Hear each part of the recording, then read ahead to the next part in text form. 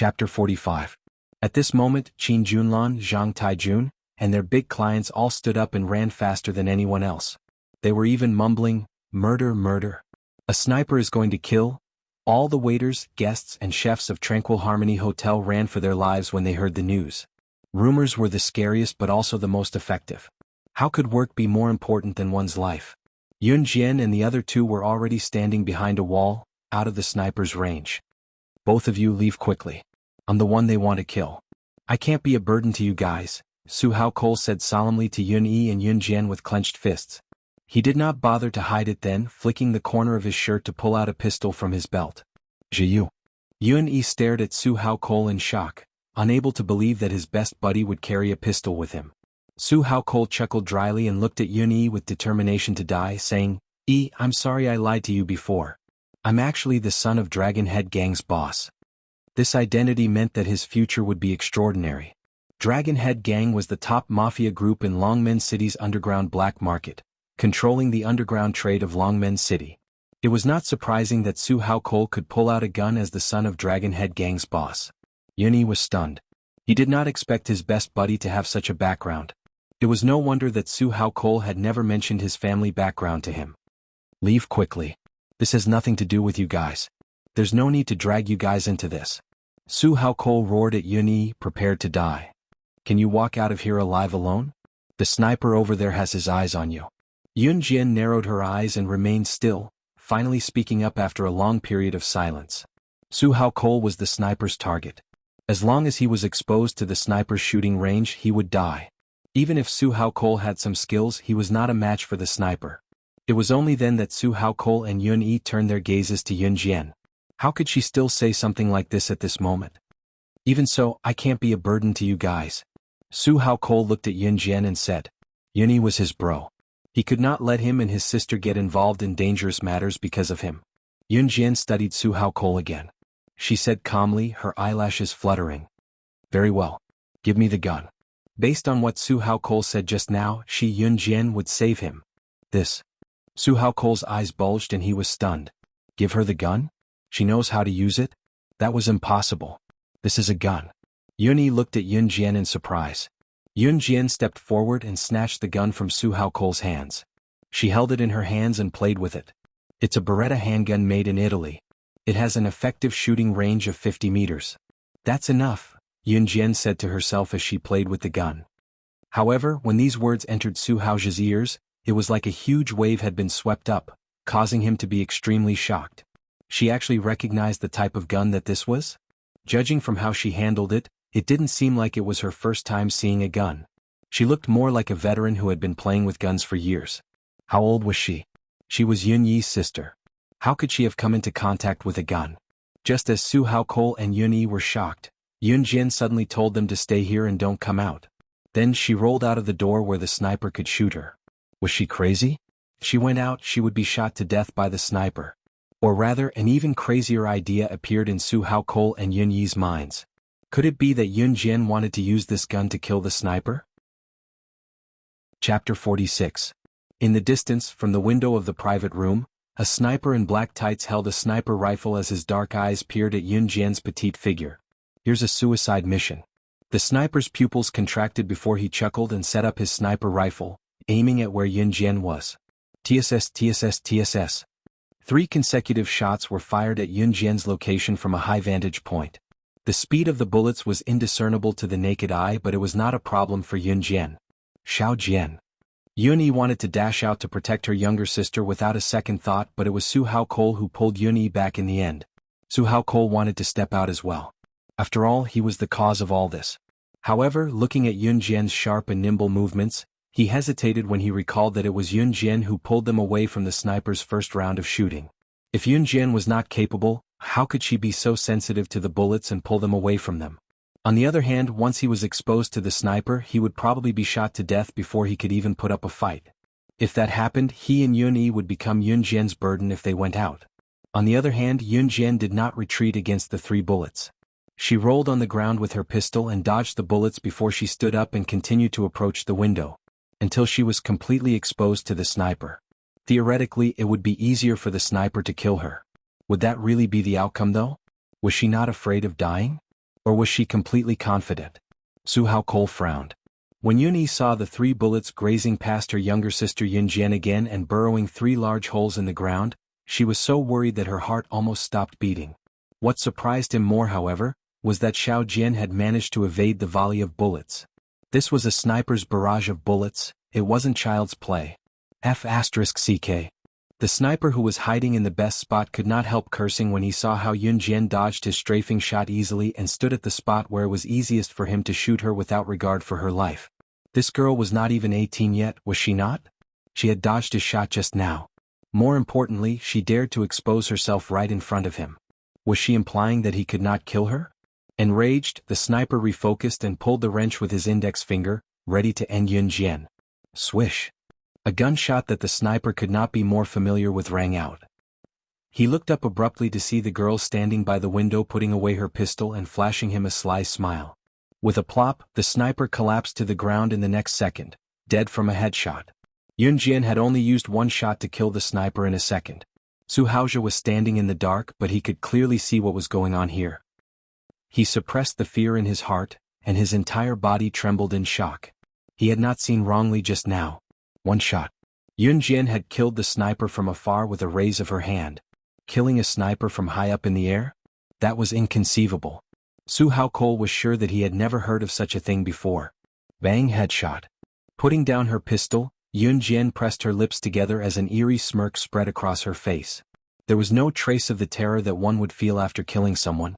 On the contrary, Su Haokol and Yun Yi actually saw a trace of naturalness in Yun Jian's expression, as if she was such a person to begin with. Yun Yi breathed a sigh of relief when she saw that Yun Jian was fine, but she frowned slightly. Chapter 47. Right now Yun Yi was deeply suspicious of Yun Jian. Ever since he returned home the last time, Xiao Jian had been behaving strangely. In addition to the phone call he made in the restaurant in Xinjiang town, as well as the strange martial arts skills he displayed later on. If it were not for the fact that his younger sister still looked the same, he would have suspected that she was a different person. In spite of it, Yun Yi held it in and did not ask. He chose to believe in his younger sister. Even if there were any variables, Xiao Jian would tell him herself one day. Yun Jian noticed Yun Yi's change in mentality as well, but she did not point it out, choosing to skip the explanation as well. She was truly speechless, unable to explain it to Yun Yi. If she did not do anything just now, was she supposed to wait for her death? That was not her style. Yun Jian then turned to Su Haokol and asked, Dragonhead Gang has taken care of the sniper's body, right? Yes. Su Haokol was still in shock and quickly answered Yun Jian when he snapped back to reality. Yun Jian nodded with a small smile.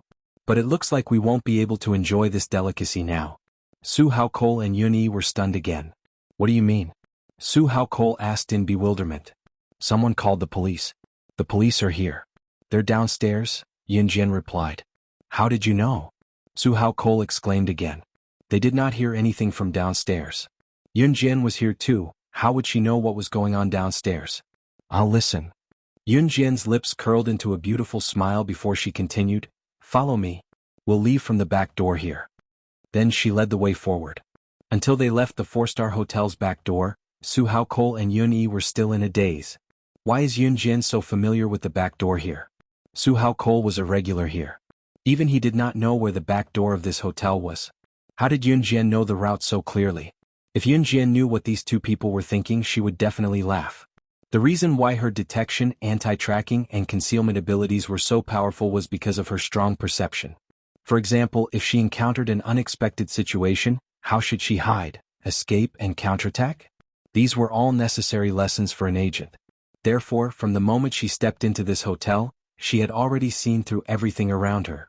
The 3 of them did not expect to encounter the situation just now, but in the end, Su Haokol still insisted on treating them. After lunch, Yun Jian took the bus home in the afternoon. She had nothing to do in Longmen City anyway. Of course, there were some things that could not be rushed. For example, she had mentioned before that she wanted to start a business. When Yun Jian returned home at around 3:30 p.m., she saw Li Xiangyi standing at the door in a daze. Startled, Yun Jian went up to him. Wow, Yun Jian, you're finally home. I finally found your house, but I heard from your neighbor that your family isn't home. I've been waiting for you here for almost half an hour. Li Xiangyi could not help grumbling when he saw Yun Jian. No one was home? Qing Yiru was not home? Yun Jian was taken aback. Did she go to work at the textile factory with her injury? Why are you looking for me? Yun Jian looked at Li Xiangyi and asked curiously. Chapter 48. A welcome party? Yun Jian was stunned. Was it to welcome her into their basketball team? Yun Jian was stunned because it was the first time someone would hold such a welcome party to welcome her into a team. Hey, what's wrong?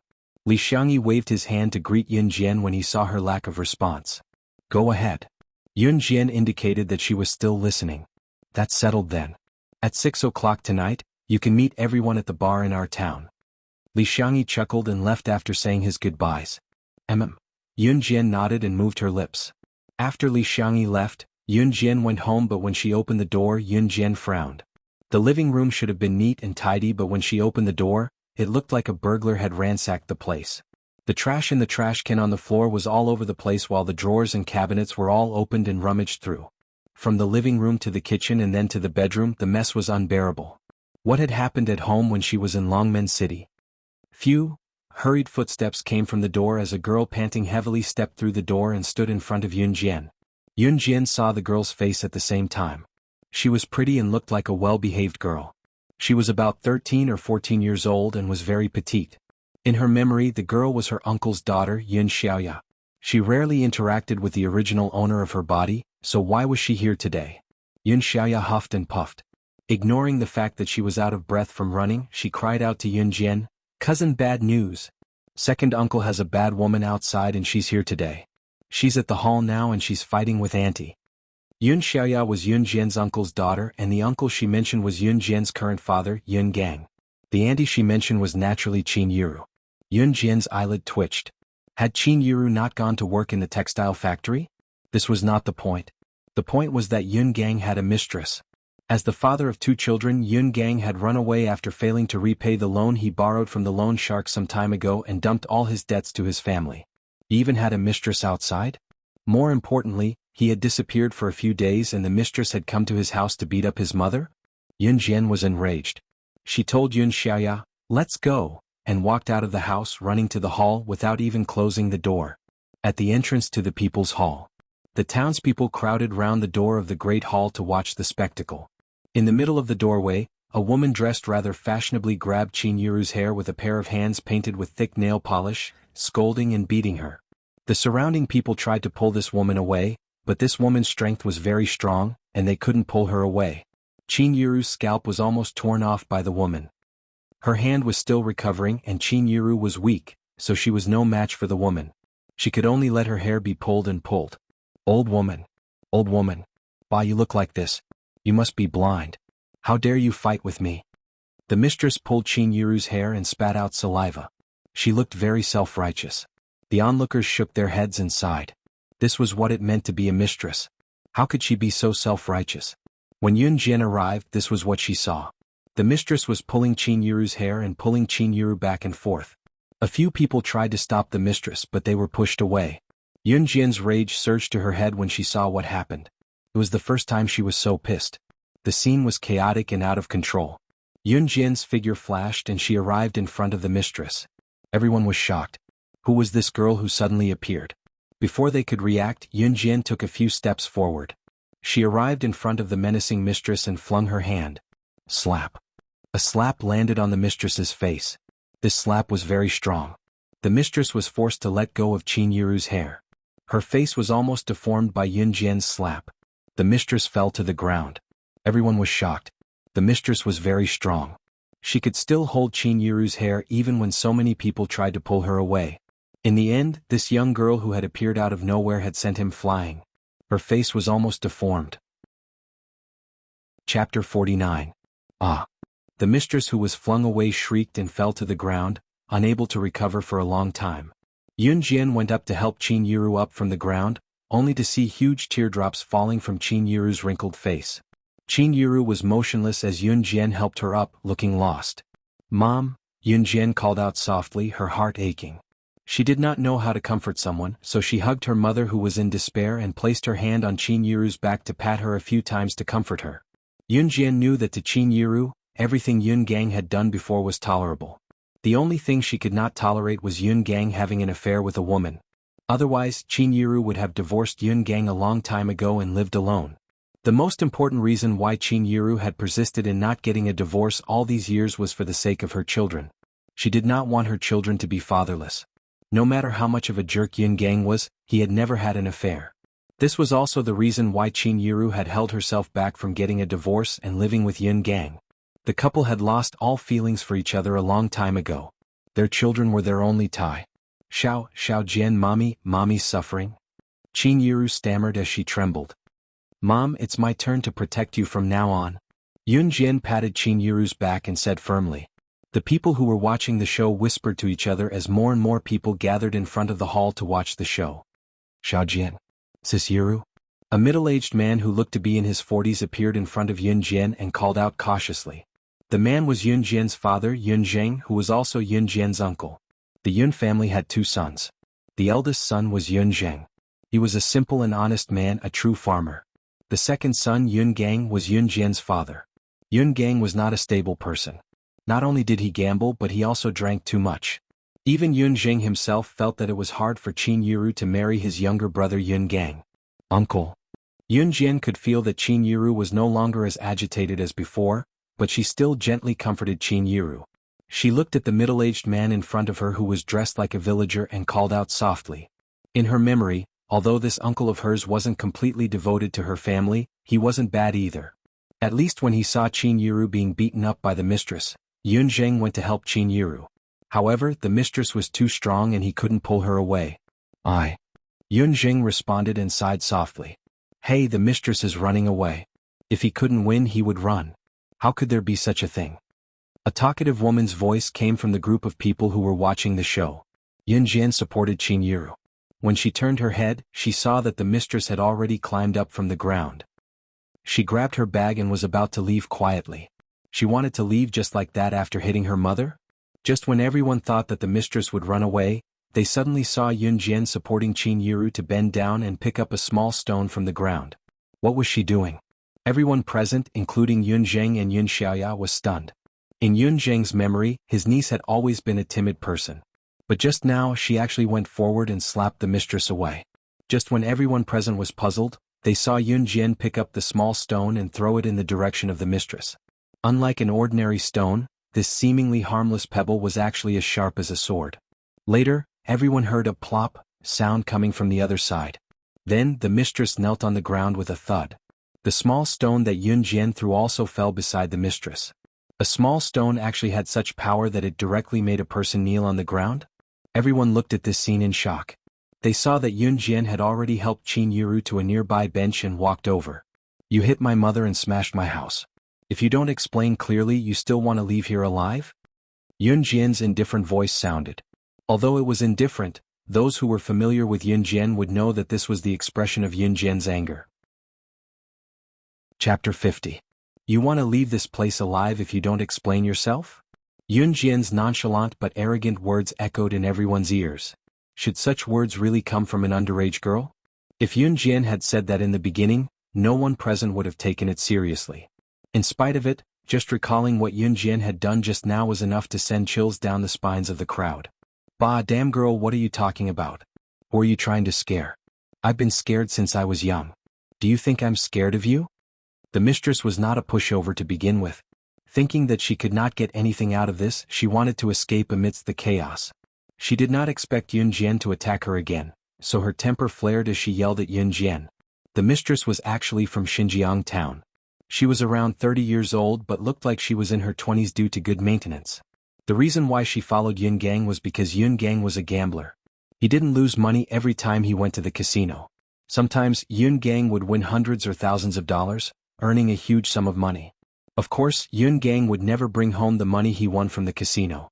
He gave it all to his mistress to buy branded bags, eat well and wear well, living like an immortal. That was why the mistress followed Yun Gang. Qin Yiru still thought that Yun Gang had never won money in the casino. Little did she know that the money he won was used to keep a mistress. Of course, the mistress was here today because Yun Gang went missing or because he had borrowed money from loan sharks. Seeing that her money tree was gone, she came to Qin Yiru's house to kick up a fuss. She even asked for compensation, but Qin Yiru refused to give it to her. As a result, they got into an argument and ended up in this situation. Yun Jian ignored the mistress's aggressive words and continued to walk to where the mistress was. Xiao Jian, what are you doing? Yun Zheng could not help asking when he saw Yun Jian heading there. His heart was thumping. He had a feeling that something was about to happen. The mistress didn't realize the danger at all. Instead, she tidied up her hair and waved her hand. She looked at Yun Jian with disdain and continued to mock her. Your mother is such an old woman. She can't stop her husband from cheating on her. How can she blame me? Let me tell you, an old and ugly woman like your mother, even if she died, it wouldn't be enough. Ah. The last word was stuck in the mistress's mouth. Yun Jian strode forward and stood in front of the mistress in a flash. He grabbed Little Three's hair fiercely and dragged Little Three along with him. Ah. What are you doing? Wretched girl, wretched wretch. Let go of your filthy hands. Little Three tried to resist several times, but found that she couldn't even touch the corner of Yun Jian's clothes. She didn't realize that Yun Jian's silence represented the arrival of her misfortune, and her mouth became even more poisonous. You pulled out a lot of my mother's hair just now. Now give it back. Yun Jian's low voice traveled to everyone's ears as she grabbed Little Three's hair with one hand. Everyone shuddered again. In the next second, a horrifying scene unfolded before their eyes. Yun Jian held Little Three with one hand and grabbed Little Three's hair with the other, pulling it out harshly. Like pulling wool, Yun Jian plucked a bunch of hair from Little Three's scalp. After Yun Jian was done, she continued to pull out another bunch. Chapter 51. The mistress who was lying on the floor was bald and her black hair was scattered all over the floor. Her scalp was bleeding profusely. In spite of it, no one stepped forward. Since ancient times, mistresses had always been an abominable existence. Moreover, this mistress knew that she was a mistress, but she still had the nerve to be so aggressive. Other than Qin Yiru, who was still drowning in grief and did not notice Yun Jian's actions, everyone else looked at Yun Jian with goosebumps. Some of them even turned away, not daring to look at the gory scene. From now on, this is the outcome of whoever dares to bully my mom. Yun Jian was terrifyingly silent as she spoke calmly and pointed at the unconscious mistress on the floor. Also, if any one of you dares to spread rumors about what happened today, I guarantee that she'll never be able to open her mouth again. You can try if you don't believe me. Yun Jian's deep gaze scanned the people who were watching the show. Yun Gang had a mistress, and the mistress came to ask for money boldly and beat up the original wife. Yun Jian knew that if she did not say that, it would not be long before these gossipy women who were watching the show would spread the story with exaggerated details. She would not tolerate such a thing happening. Perhaps it was because Yun Jian was too ruthless just now, no one dared to make a sound. There was only one thought in everyone's mind. This girl was only 15 years old and she did such a cruel thing without batting an eyelid. Not long after, the group of people who were watching the show dispersed without a word. Yun Zheng hesitated for a while before he went to Yun Jian. Looking at his niece who had become a stranger to him, he pursed his lips and said, "Xiao Jian Yu." The words that were on the tip of his tongue were hesitant. He could not possibly persuade Yun Jian to abandon her father, could he? He was her biological younger brother after all. "Uncle, thank you for asking Xiaoya to inform me just now. I'll bring my mom home first."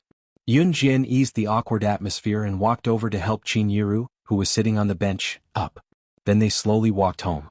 Yun Gang was the guide of everything, but now he ran away alone and threw all the chores to Qin Yiru. Yun Jian thought that she could not let her mother live with such a man. He couldn't cut it and it was a mess.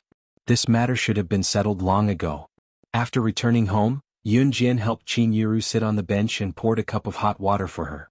Qin Yiru didn't say anything along the way, which made Yun Jian's heart ache for a while. A few days ago something happened to Qin Yiru. As Yun Gang's husband, no one knew where he went. Now a mistress came to find him. He even owed a huge debt, yet he ran away without a trace. Although Yun Jian had paid off the debt, a person like him was not worthy of being her father. At night, Yun Jian made dinner for Qin Yiru and left at 5:50 p.m. sharp. She still remembered Li Xiangyi's invitation. In spite of it, she was worried about Qin Yiru's current state. "Mom, I'm going out for a while. Remember to eat dinner. Your body is yours, don't make life difficult for yourself." Yun Jian went to Qin Yiru and tucked a few strands of Qin Yiru's white hair behind her ear, telling her seriously, "Go, Xiao Jian. I'm fine, I'm really fine." Qin Yiru opened her pale lips and forced the words out. To prevent Yun Jian from worrying, she even forced a smile that was uglier than crying. Chapter 52. Xinjiang town was considered a large town in the countryside of Longmen City. There were many towns in the countryside of Longmen City, but Xinjiang Town was one of the top ones among them. Among these towns, Xinjiang Town's new rock bar was the first of its kind in history. At the entrance of the rock bar, when Yun Jian came out of her house, it was already 5:50 p.m. and her house was not far from the rock bar. So when he arrived, it was exactly 6 o'clock, not a minute later. "Hey Yun Jian, over here." Seeing Li Xiangyi waving at her from afar, Yun Jian walked over. "You're on time." Wu Kuei looked at his watch and teased Yun Jian. "I'm not late, 6 o'clock. Yun Jian pressed her lips together lightly. All right. Li Xiangyi chuckled and pulled a tall and handsome boy over to introduce him to Yun Jian. "Yun Jian, this is our basketball team's captain, Wen Rui. Let's get to know each other." Wen Rui was the captain of the basketball team and had not appeared before. Wen Rui was a sunny boy just by looking at him. He was in the prime of his youth and looked radiant. "Hello." Wen Rui greeted first. Hello. I'm Yun Jian." Yun Jian did not beat around the bush. "Haha, everyone's here now. Why are we still standing at the entrance? Let's go in."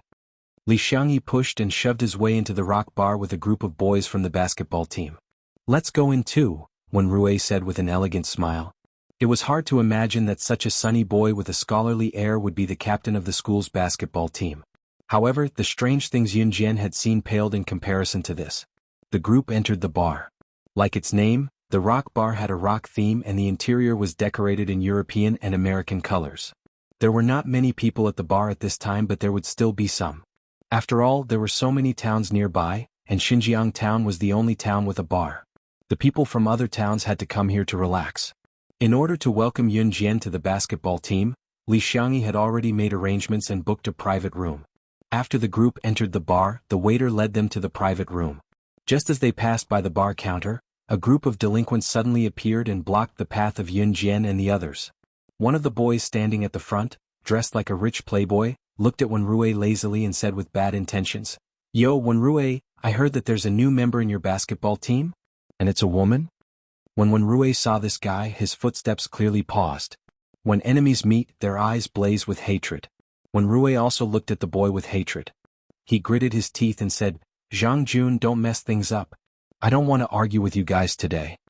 The boy named Zhang Jun was from Dongjiang Town, a neighboring town to Xinjiang Town. At the same time, Zhang Jun was also in the third year of junior high school in Dongjiang Town. Coincidentally, this Zhang Jun was the captain of Dongjiang Town's basketball team. A few days later, Xinjiang Town would be having a friendly basketball match with another school. They would be playing against Dongjiang Town's basketball team. Of course, there were not that many coincidences in the world. This Zhang Jun probably knew that they were holding a welcome party for Yun Jian and purposely came here to join in the fun. "Ioyo, what are you talking about? Wen Rui, look at us. We just want to see the new member of your basketball team. Do you have to be so petty?" Zhang Jun looked like a ruffian as he stuck his neck out and sized up Yun Jian. Chapter 53.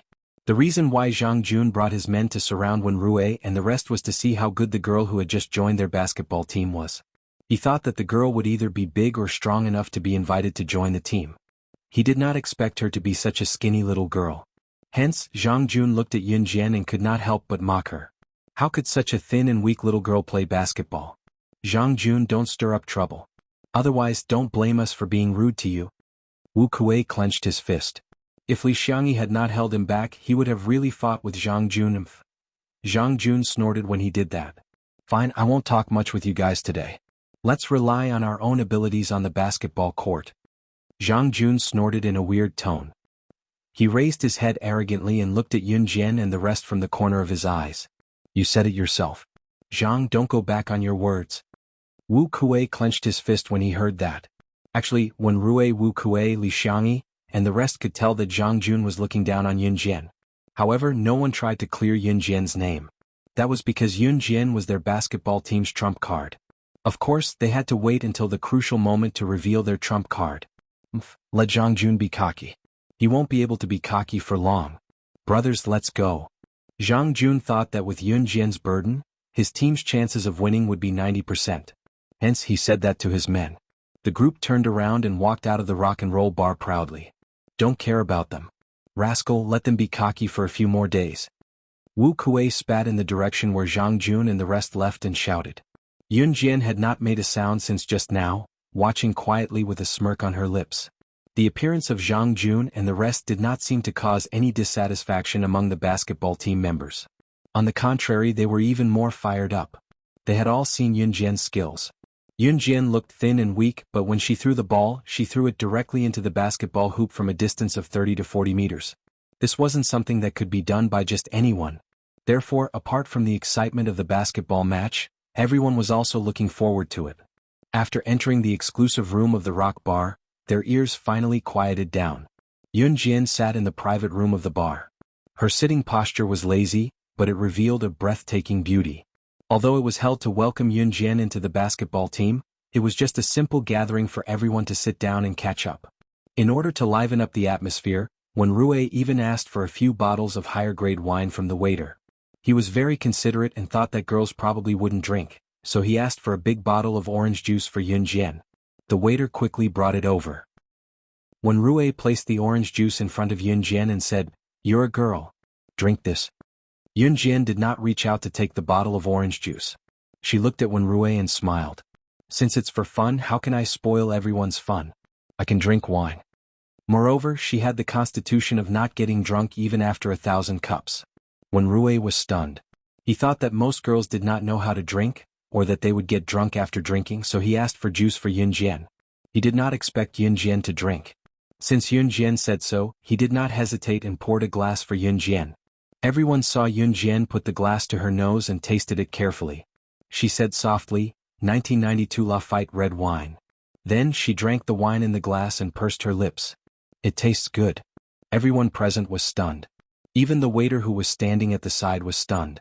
This was indeed a 1992 Lafite red wine. Chapter 54. Although they were surprised, they didn't stop. They all picked up their wine glasses and started drinking. A few of the boys' faces were flushed red after 1 or 2 glasses of wine. They were delirious and seemed to be a little drunk. On the other hand, Wenrui, who had a refined and scholarly appearance, was quite capable when it came to drinking. After drinking a few glasses of wine, he turned to look at Yun Jian, who had also drunk a few glasses of wine. However, he saw that Yun Jian's face wasn't red, her heart wasn't racing, and there wasn't even the slightest change in her expression. It was as if what she had just drunk wasn't wine but plain water. Needless to say, Wenrui's alcohol tolerance was good. This was something that everyone knew. However, even so, after a few glasses of wine, he already felt a little uncomfortable. His face was even a little flushed. However, Yun Jian actually acted as if nothing had happened. Could it be that she wasn't drunk even after 1,000 glasses? In reality, Yun Jian was indeed not drunk even after 1,000 glasses. Come, drink. In the end, the boys pushed and shoved each other. A few of them were drunk. Li Xiangyi had long lost consciousness. Wenrui and Wu Kuei were still all right. Of course, Yun Jian was in the best condition. "You guys can't even compare to a girl. Get up, drink. Let's not go home until we're drunk." Wu Kuei seemed especially agitated. He held his wine glass and ran over to those who were about to pass out drunk. He was mumbling to himself. "They're just like that. Don't be scared." Wenrui sat beside Yun Jian. He looked at Yun Jian and smiled embarrassedly. Yun Jian looked at the group of hot-blooded youths and nodded. "This is very good. It was very good to have this kind of youth." Because she was worried that Qin Yiru would be alone at home, Yun Jian left early in the morning. This gathering was held to welcome Yun Jian into the basketball team. Now that the main character had left, everyone naturally dispersed. Hence, the boys who weren't drunk helped those who were unconscious back to their respective homes. It was 7:30 p.m. when Yun Jian returned home. Qin Yiru had already gone to bed early. The bowls and chopsticks on the table were barely touched, but at least Qin Yiru had eaten some food. Yun Jian collected the bowls and chopsticks and went back to her room to rest.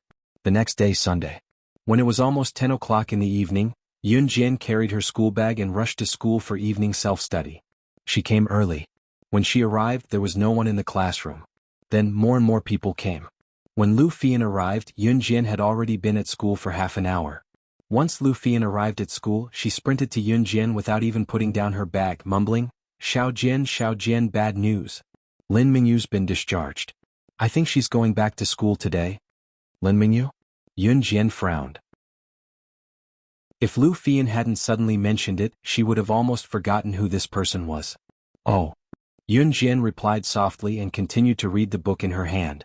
Aya Xiao Jian. Panicking, Lu Fian pushed Yun Jian's book down and said seriously, Lin Mingyu's the principal's daughter. It was our school hunk, Yuan Ingjun, who suppressed this incident last time. But Lin Mingyu's going back to school. With her personality, she won't act like nothing happened. I'm just worried that you'll. Lu Fian panicked even more as she spoke. Yun Jian cut her off and comforted her. Since I hit her, why would I be afraid of her? Lu Fian was genuinely concerned about her. Yun Jian knew that. Chapter 55. She's here so soon? Yun Jian narrowed her eyes. Lu Fian, on the other hand, was startled and tugged on Yun Jian's sleeve tightly. She was fine, but she was afraid that something would happen to Yun Jian. Yun Jian patted the back of Lu Fian's hand to comfort her before she tossed her books on the table and stood up. Where's the office? Yun Jian asked with a glance at Wang Ruru. She had never been to the teacher's office since she was reborn. Yun Jian, have you lost your mind? Are you scared? You're so scared that you forgot where the office is? There, it's over there. Go on. Wang Ruru smirked and gave Yun Jian a disdainful glance before pointing in a direction. Yun Jian went to where Wang Ruru pointed. Xiao Jian. Lu Fian, who stood where she was, clasped her hands together tightly as she watched Yun Jian disappear from her sight. The teacher's office was also in the school building and was not far from the classroom. After Yun Jian left the classroom, she found the office and strode in gracefully. The layout of the office was not complicated and there were many teachers working at their desks. Yun Jian's homeroom teacher was Ms. Jin. She found Ms. Jin's desk once she entered. The person sitting at Ms. Jin's desk was not Ms. Jin herself but Lin Mingyu, who had just been discharged from the hospital. Beside Lin Mingyu stood a bald middle-aged man in his 50s. Yun Jian had seen this middle-aged man on Monday when the national flag was raised. As expected, he must be Lin Mingyu's father, Xinjiang Town Junior High School's principal. She's here. She's here. Watching Yun Jian walk over, Lin Mingyu pointed a finger at her viciously, looking like she wanted to tear Yun Jian into pieces. Lin Mingyu hated Yun Jian as much as she loved Yuan Ingjun. She had been recuperating in the hospital for the past few days. Due to the bone fracture in her abdomen, it took a lot of effort just to set the bone. Moreover, during the time she was hospitalized, Ingjun actually broke up with her. All of this was because of Yun Jian. If it wasn't for her, how could she have ended up like this? Is this Yun Jian from your class? Principal Lin stuck out his fat beer belly. When he saw Yun Jian, the murderer, who made his daughter suffer for a long time, he spoke to Teacher Jean fiercely. Principal Lin, I think there must be some misunderstanding. I've taught Yun Jian since she was in her first year of junior high school. She's a good student.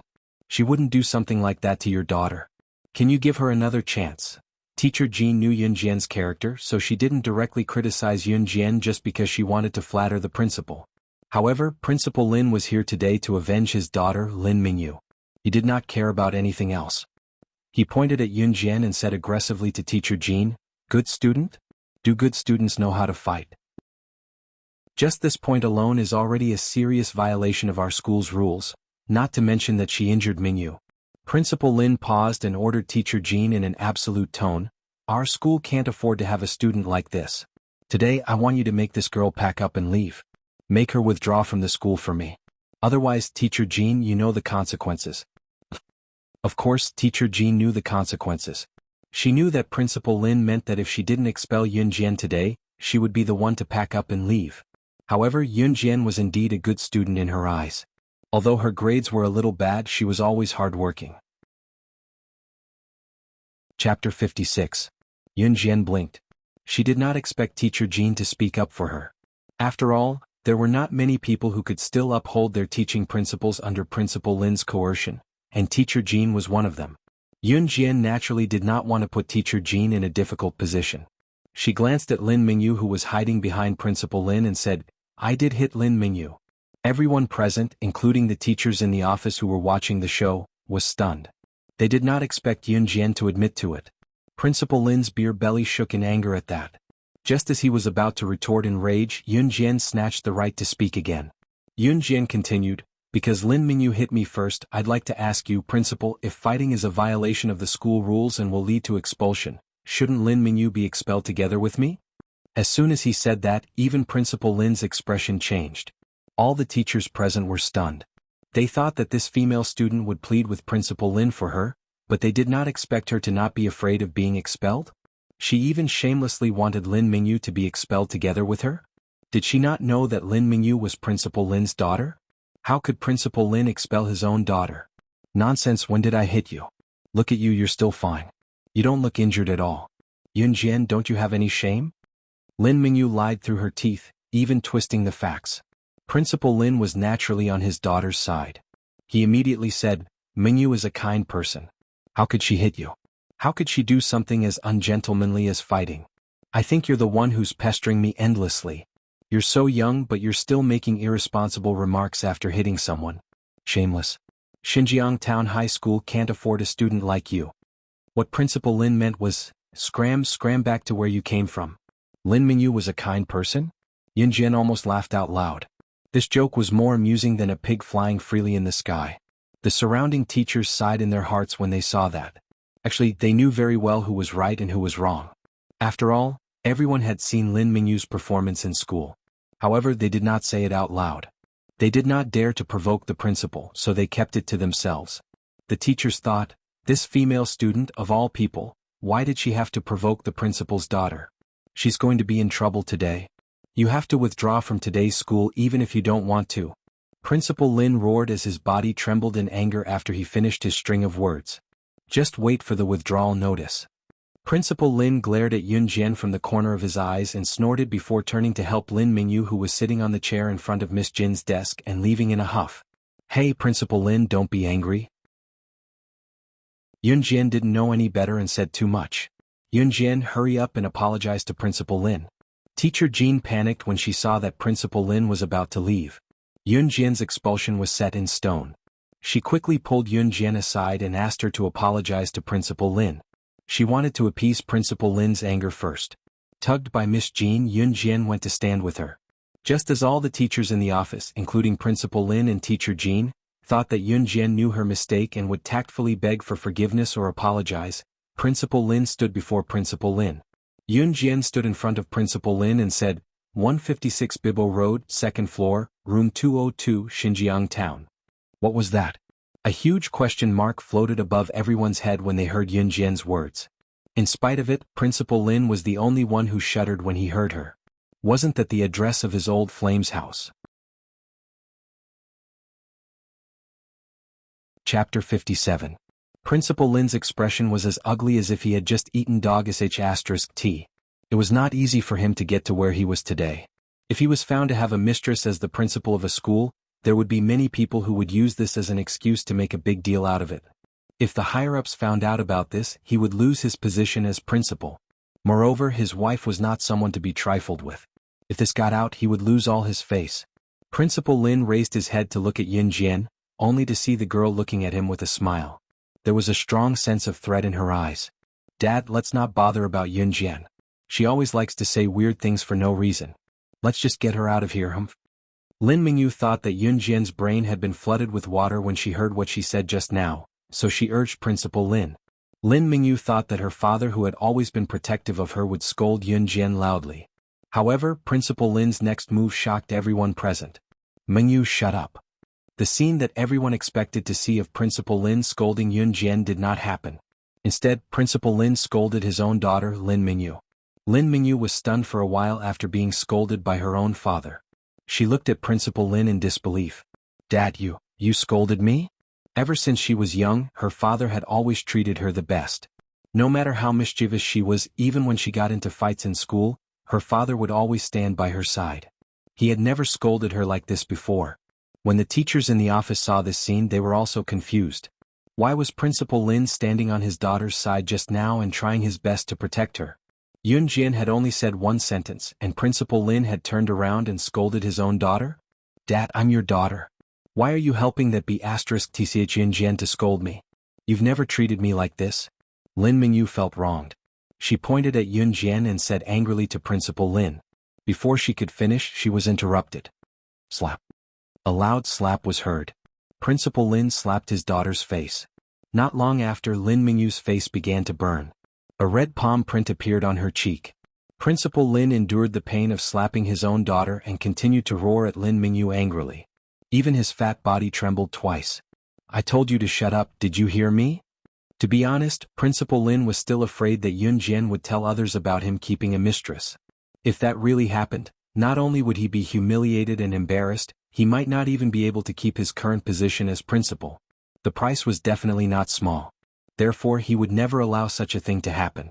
Yun Jian crossed her arms and watched the series of events unfold in front of her.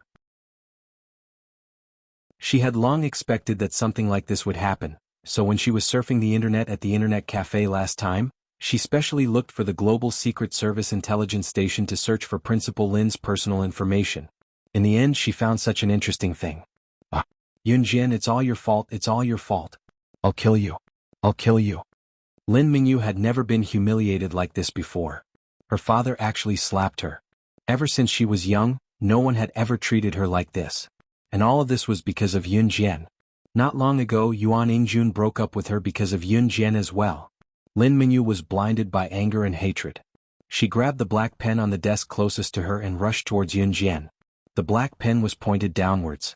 Lin Mingyu held the pen and wanted to viciously stab Yun Jian. Everyone present sucked in a deep breath when they saw this. Lin Mingyu was going to stab Yun Jian with the pen. She was going to kill her.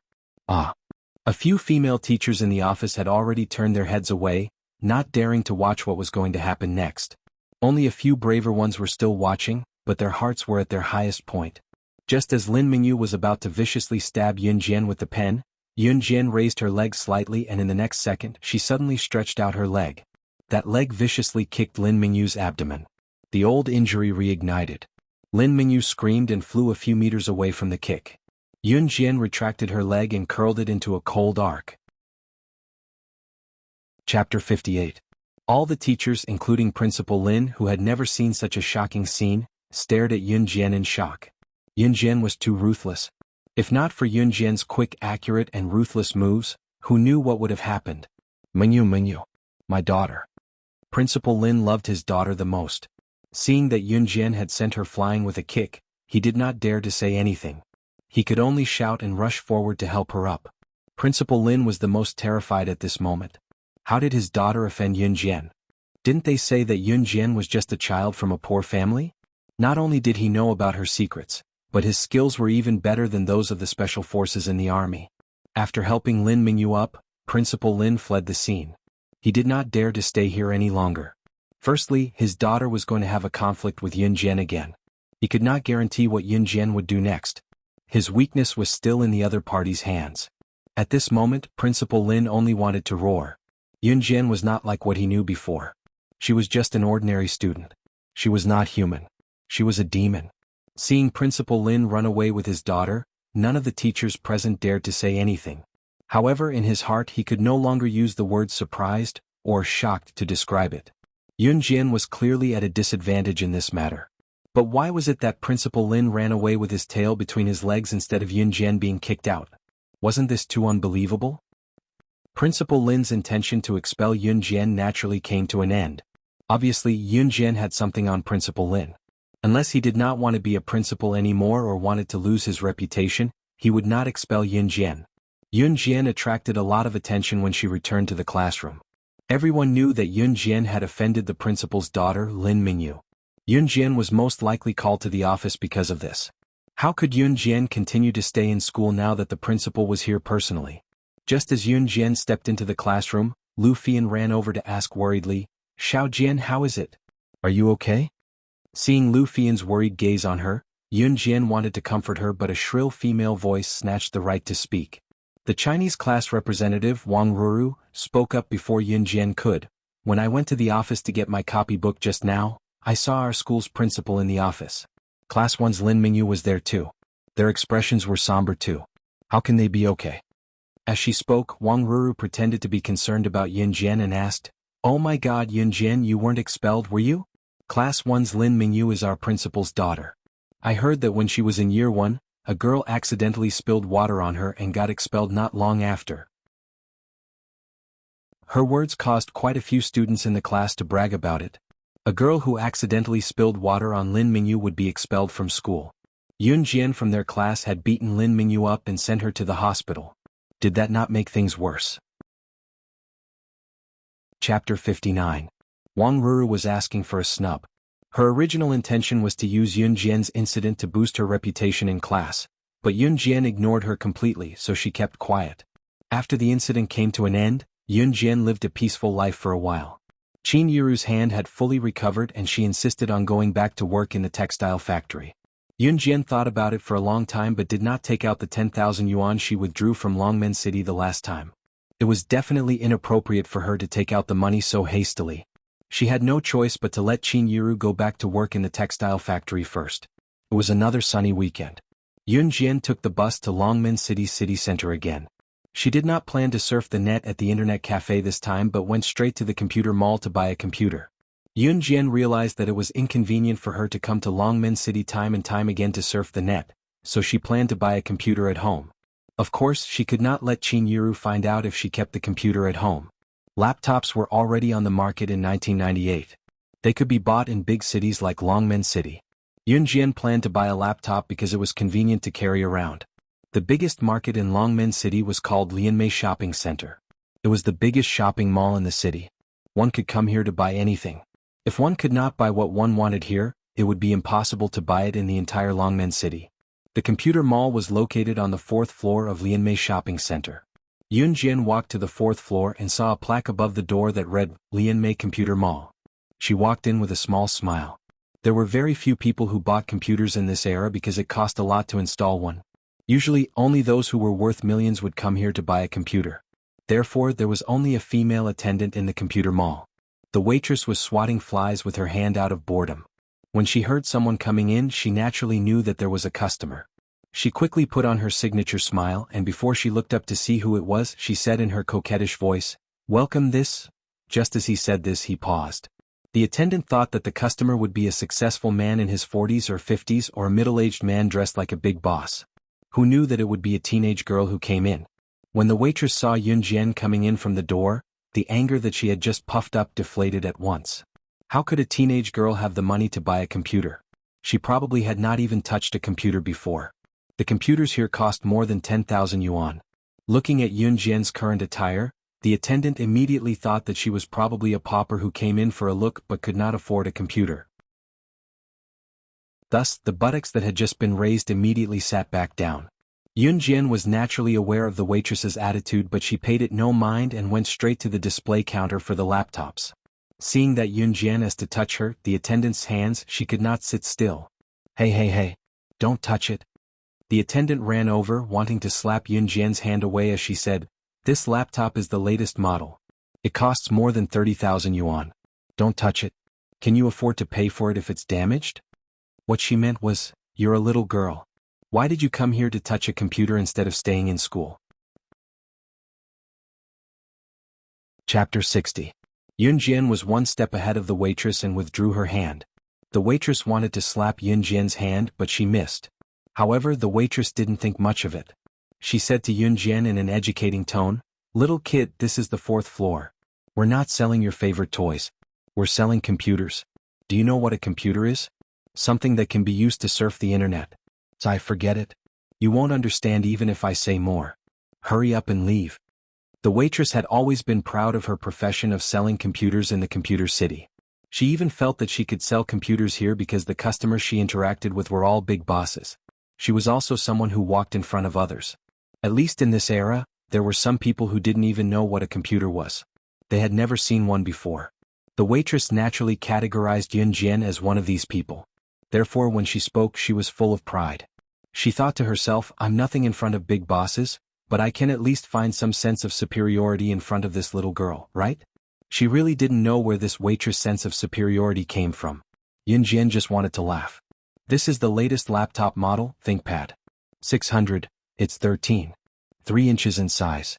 It supports a maximum amount of memory, a 5 GB hard drive and weighs 2.5 kilograms. Miss Waitress, am I right?" Yun Jian ignored the waitress's nagging and recited the laptop's attributes in one breath. Since the waitress said that she didn't know what a computer was, then she would explain the laptop's attributes to her.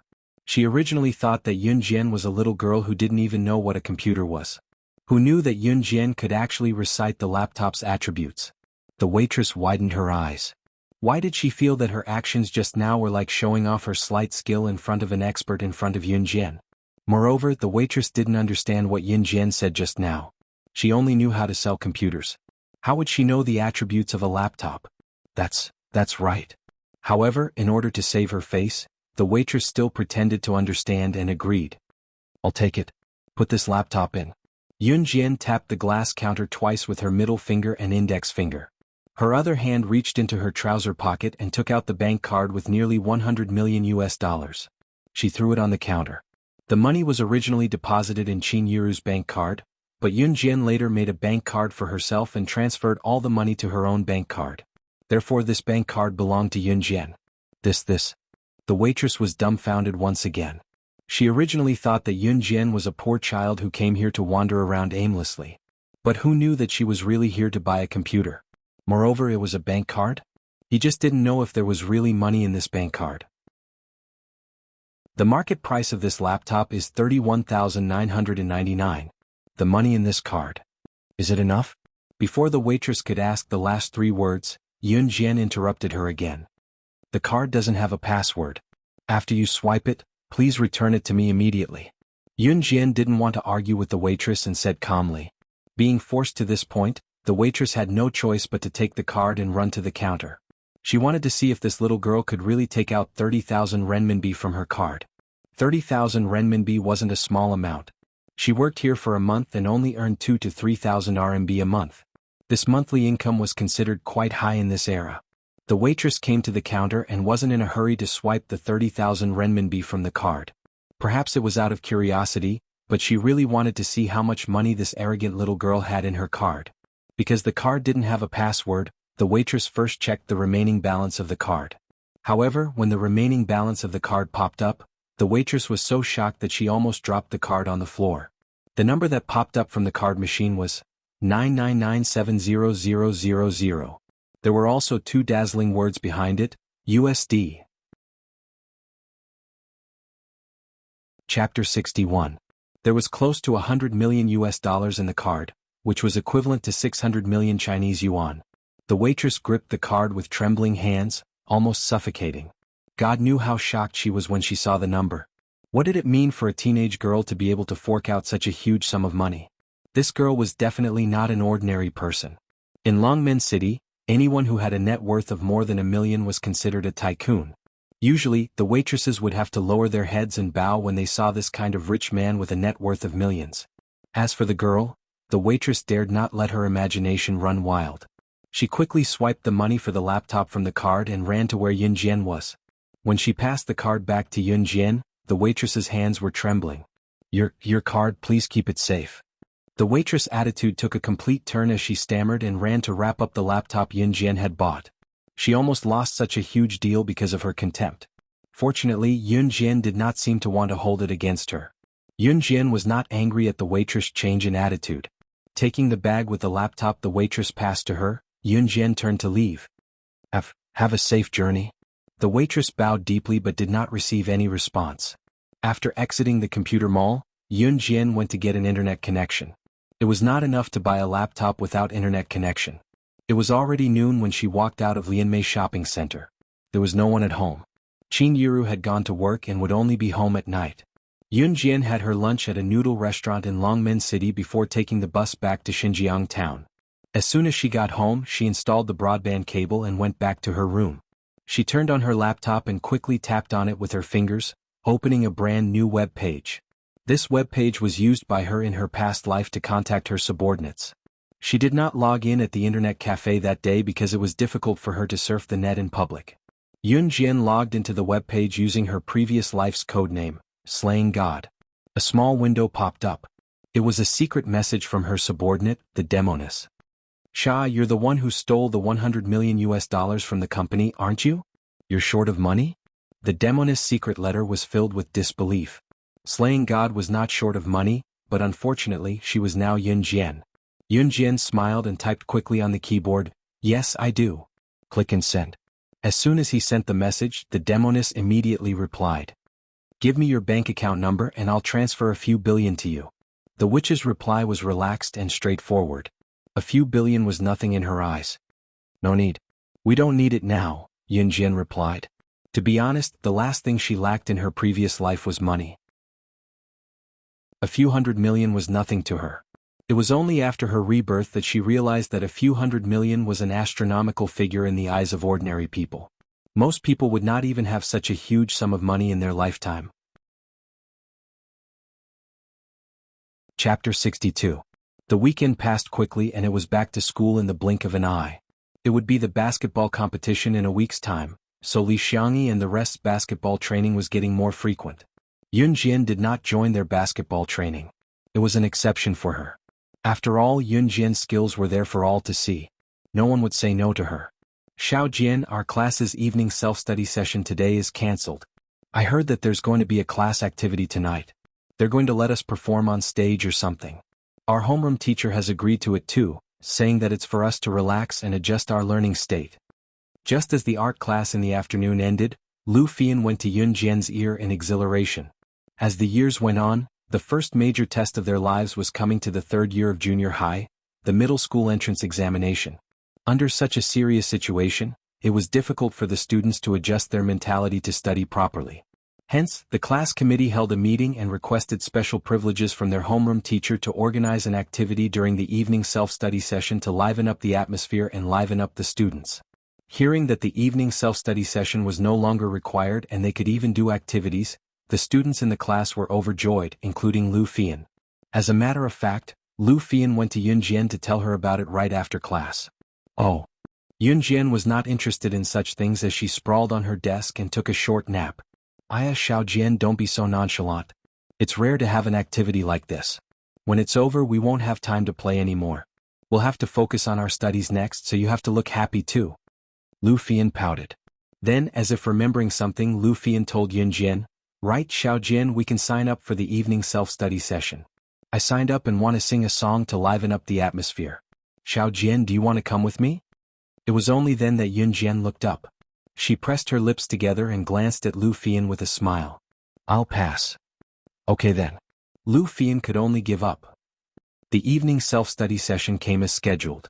The purpose of the activity was to relax everyone's tense emotions. As long as they signed up with the class committee, any student in the class could go up on stage and perform a small performance. For example, singing a song or dancing. The activity this time was actually thought up by the Chinese class representative, Wang Ruru. Hence, she was the one who hosted the entire activity this time.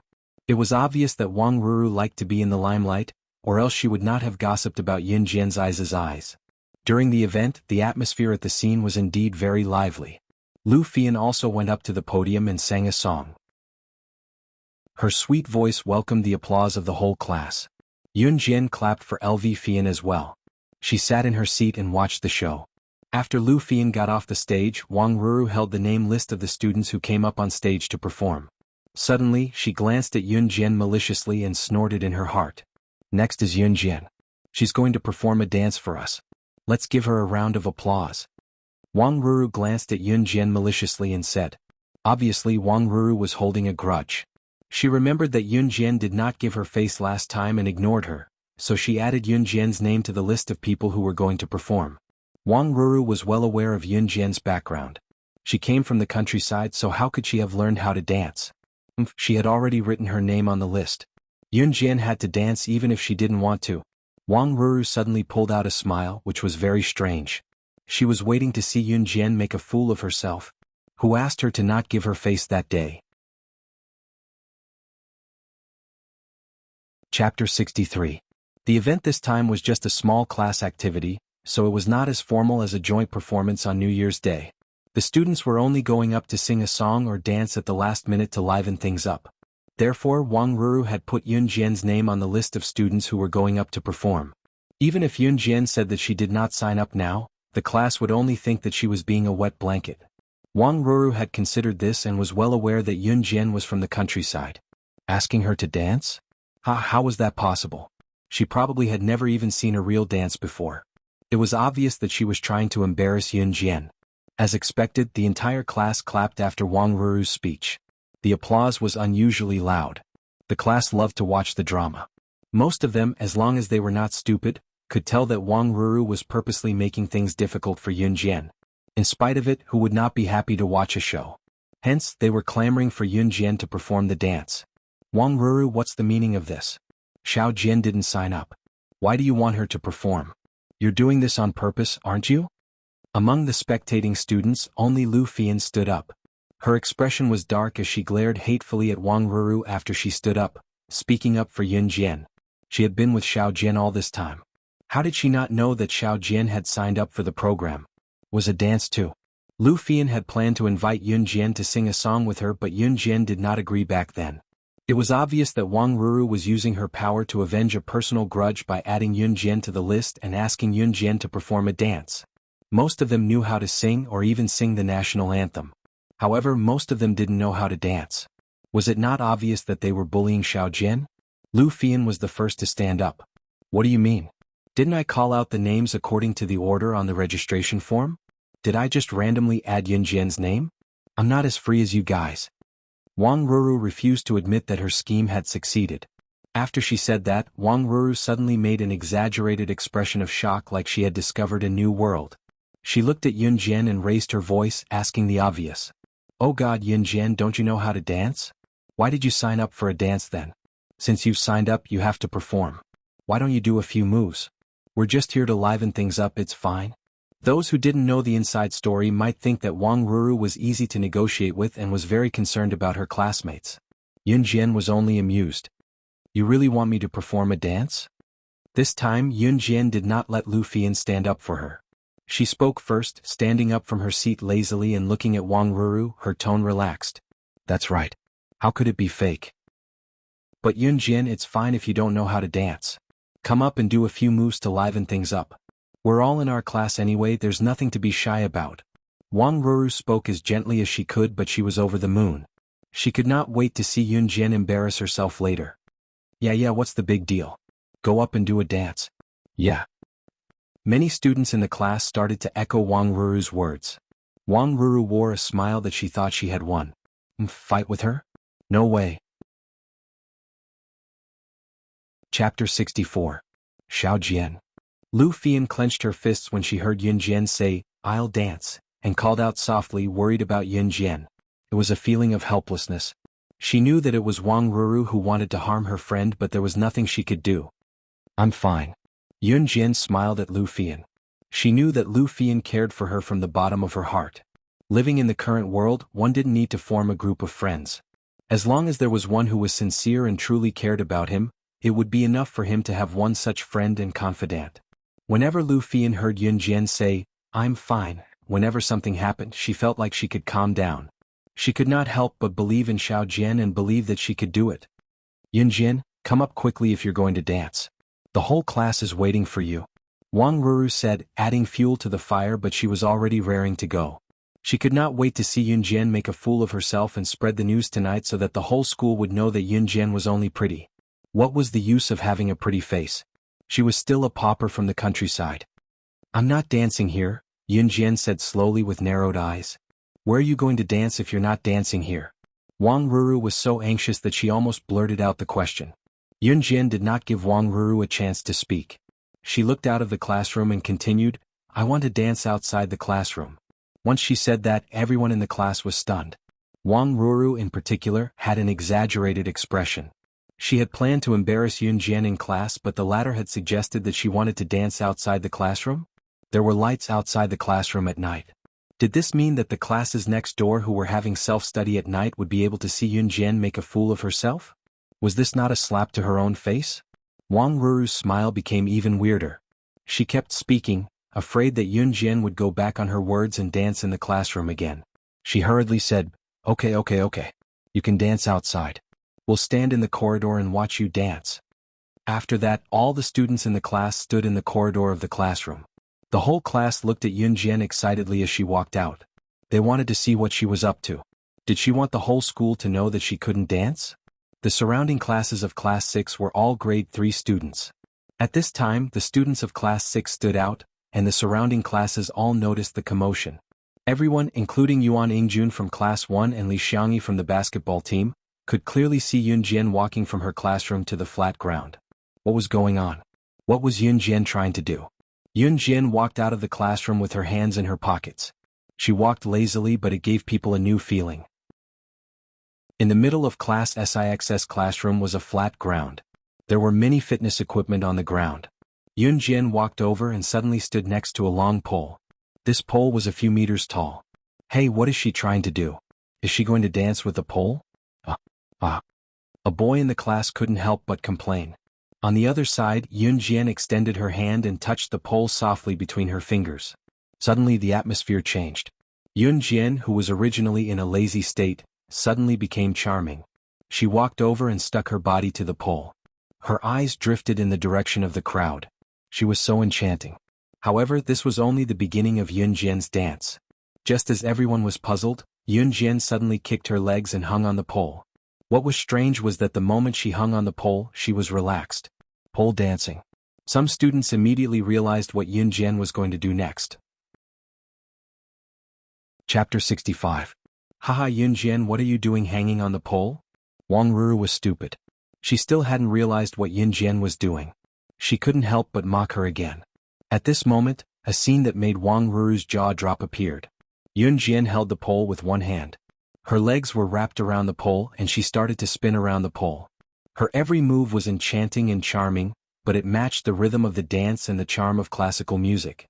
There was no accompaniment, but Yun Jian's pole dance was mesmerizing. She sucked her legs, bent her waist and crossed her arms. She did every move perfectly. At this moment, Wang Ruru could only stare with her eyes wide open. She couldn't say a word.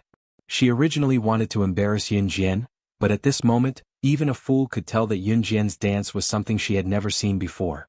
She knew that it was impossible to achieve this effect without years of practice. Yun Jian actually knew how to pole dance? Yuan Yingjun from Class 1 was stunned. All this while, Yun Jian's beauty was well known to the public. In spite of it, she usually dressed in a plain, loose-fitting outfit that hid her figure completely. As for this pole dance, there was gentleness within the hardness. Especially when she was posing, her loose clothes clung to her body, revealing her proud curves and her slender and perfect figure. Everything was unreservedly displayed. Oh my God! So beautiful! A boy in the crowd couldn't help but shout. The atmosphere reached its peak at this moment. Until the end, when the dance ended, everyone was still stuck in their high spirits and couldn't extricate themselves. Yun Jian got off the ground easily. She smiled and looked at Wang Ruru. At this moment, Wang Ruru's feelings could no longer be described as shock. It was an expression worse than eating shit. Yun Jian retracted her gaze and walked slowly to the classroom. Pole dancing was a dance that she had to know as a secret agent in her past life. She could master the dance perfectly and bring out different charms. It was just that she did not expect to be able to dance here in front of everyone today. Yun Jian went to Wang Ruru and said with a half smile, "I'm done."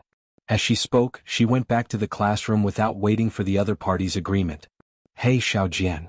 Before she entered the classroom, she was stopped by Yuan Yingjun, who ran out of Class 1. Yun Jian could tell that it was Yuan Yingjun's voice right away. Xiao Jian, have you forgiven me? So the dance just now was done outside just for me to see? Yuan Yingjun couldn't find the dignity to run away last time, but he was still unwilling to give up. He didn't think that Yun Jian really disliked him. He merely thought that Yun Jian was just acting out of spite. After all, it was impossible to find a boy as outstanding as him in Xinjiang town. If it wasn't for this reason, why would Yun Jian stand outside and do a pole dance where he could see? Yun Jian almost burst out laughing when she heard what Yuan Yingjun said. She had never met someone as shameless as Yuan Yingjun. How many times had she emphasized it, but Yuan Yingjun was still stubborn enough to come to her. It was no wonder then. When the original owner of her body was still around and Yuan Yingjun was still dating Lin Mingyu, he would pester her like a sticky candy. There was an 80% chance that Yuan Yingjun was being shameless. Chapter 66.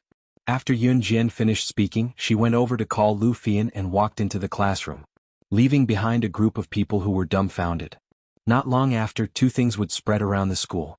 The first was the news that had spread like wildfire a while ago. The school hunk courted Yun Jian but was rejected. This time, Yuan Yingjun courted Yun Jian again in public, but was rejected again. The school hunk courted Yun Jian twice and was rejected, so there would definitely be a lot of people sighing. The other thing was probably Yun Jian's pole dance. These two things both revolved around Yun Jian. At this moment, the main character of these two things had already returned to the classroom, lying on the table with her eyes closed, sleeping lazily. Yun Jian could feel that she was no longer as interested in everything around her as she was a few days ago when she first came here. The students who were standing at the door had all returned to the classroom to continue their activities for the night. Yuan Ingjun, on the other hand, had no choice but to return to the classroom since it was self-study time now. Before Yuan Ingjun left, he took a few more glances at Yun Jian. A strange conspiracy formed in Yuan Ingjun's heart. Alright, since this Yun Jian doesn't know what's good for her, then I'll... Wang Ruru wanted to frame Yun Jian but failed, and instead made a false accusation which made Yun Jian stand out even more. She was very unhappy, but there was nothing she could do, so she could only thicken her skin and continue to host the activities. As time passed, it had already been more than a month since Yun Jian's rebirth, and the school was about to hold its monthly exam. Next week was the basketball competition, so Li Xiangyi and the others trained even harder for the competition. Sometimes they even needed Yun Jian's help to guide them. Of course, Yun Jian didn't refuse. After a month of leisure, it wasn't a good idea to continue like this. She had yet to avenge her brother in her previous life. How could she continue to be so carefree?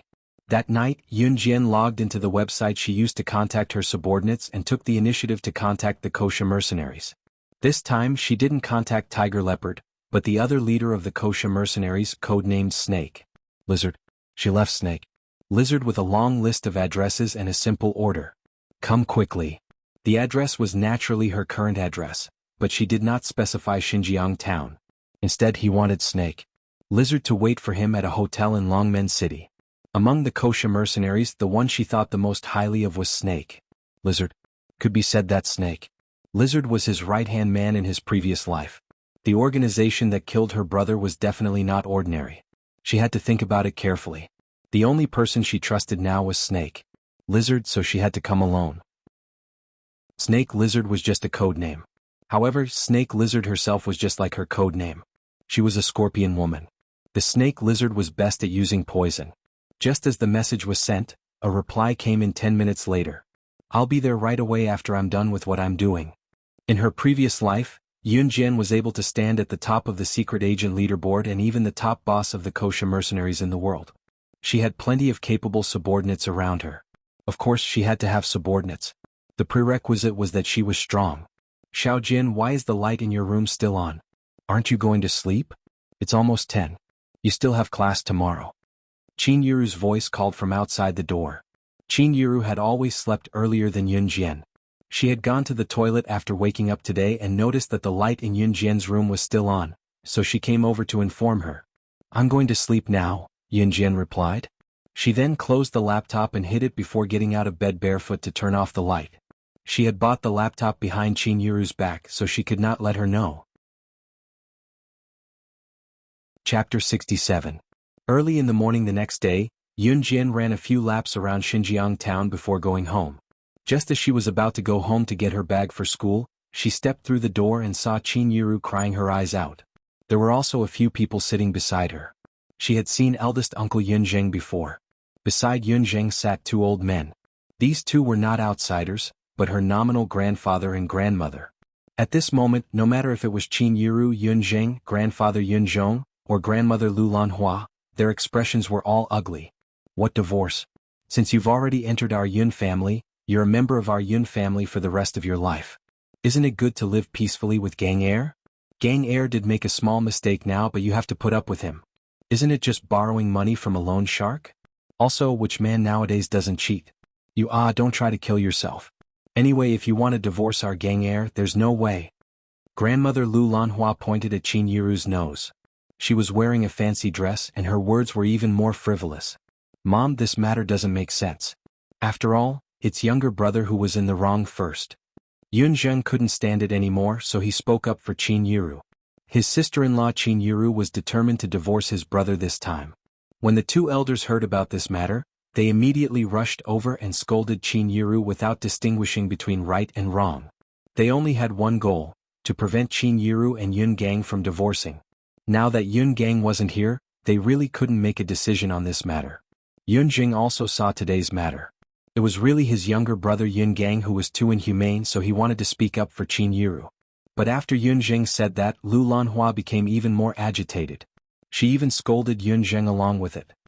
Alright boss, why are you siding with an outsider? Anyway, this old woman will definitely not agree to this matter. Over my dead body.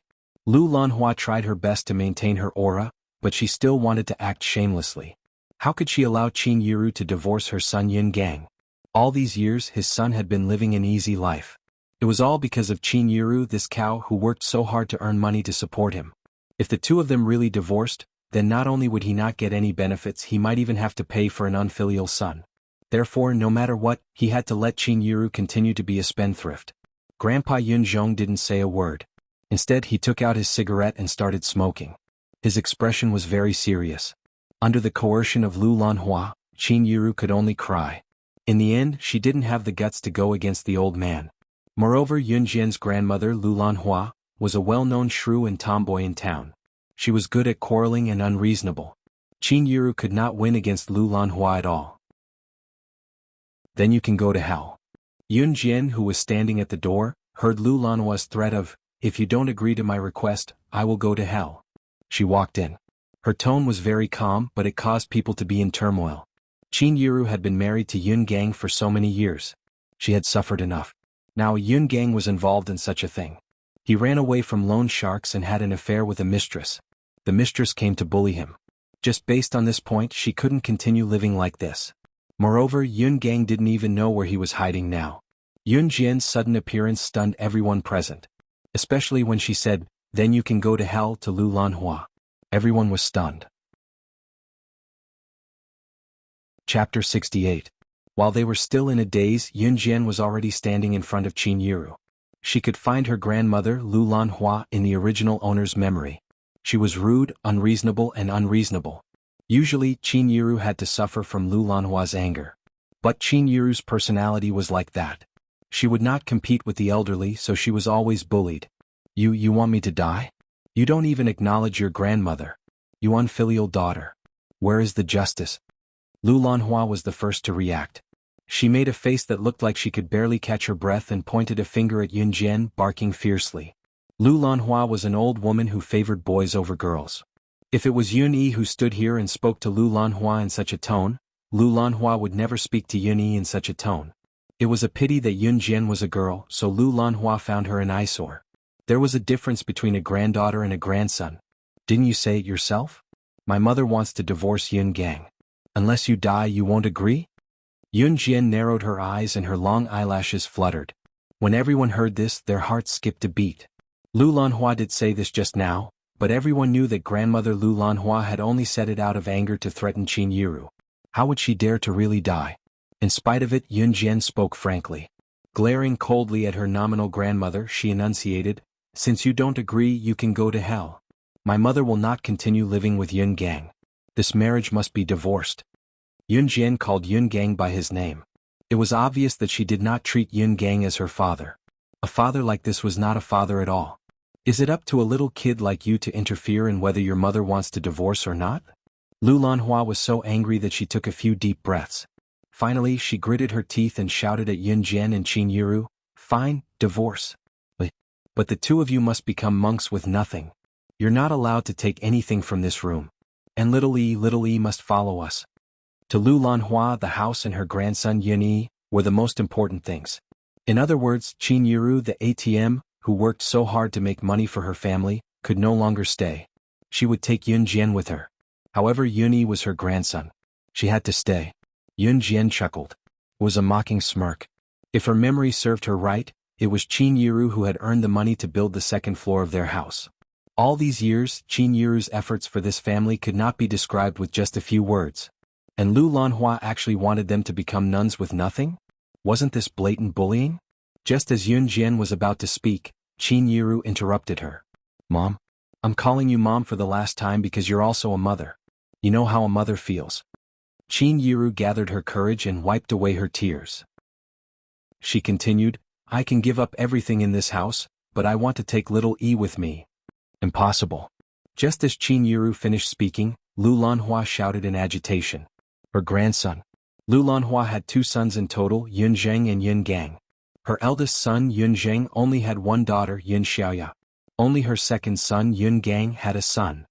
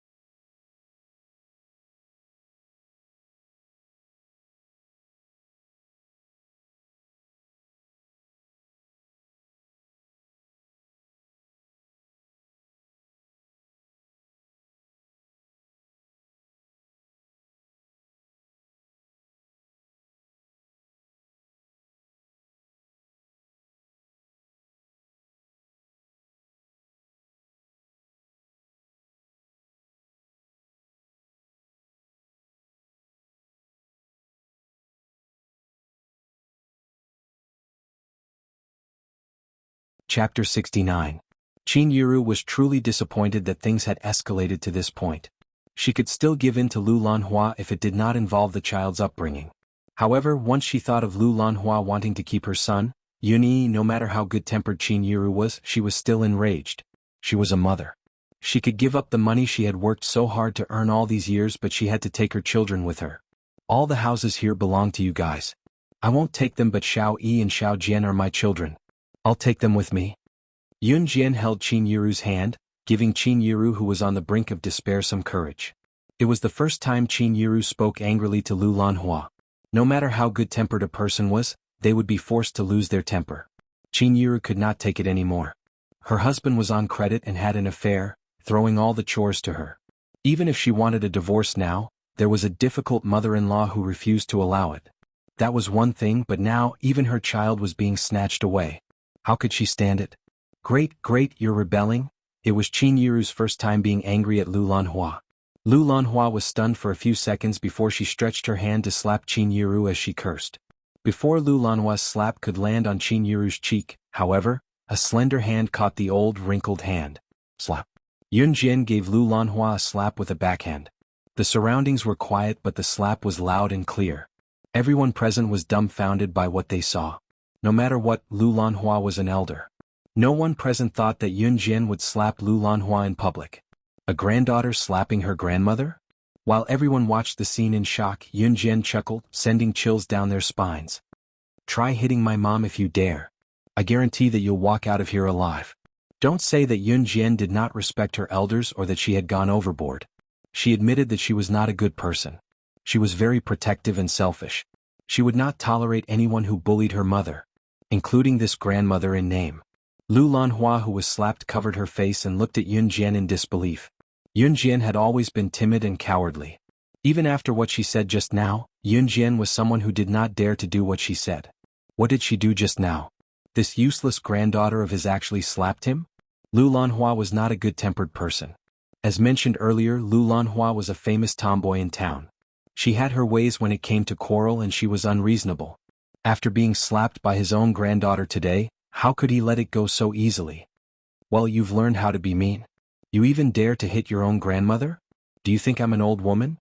Do you think I'm too old to hit you? If I don't teach you a lesson on behalf of your shameless mother today, you won't be done.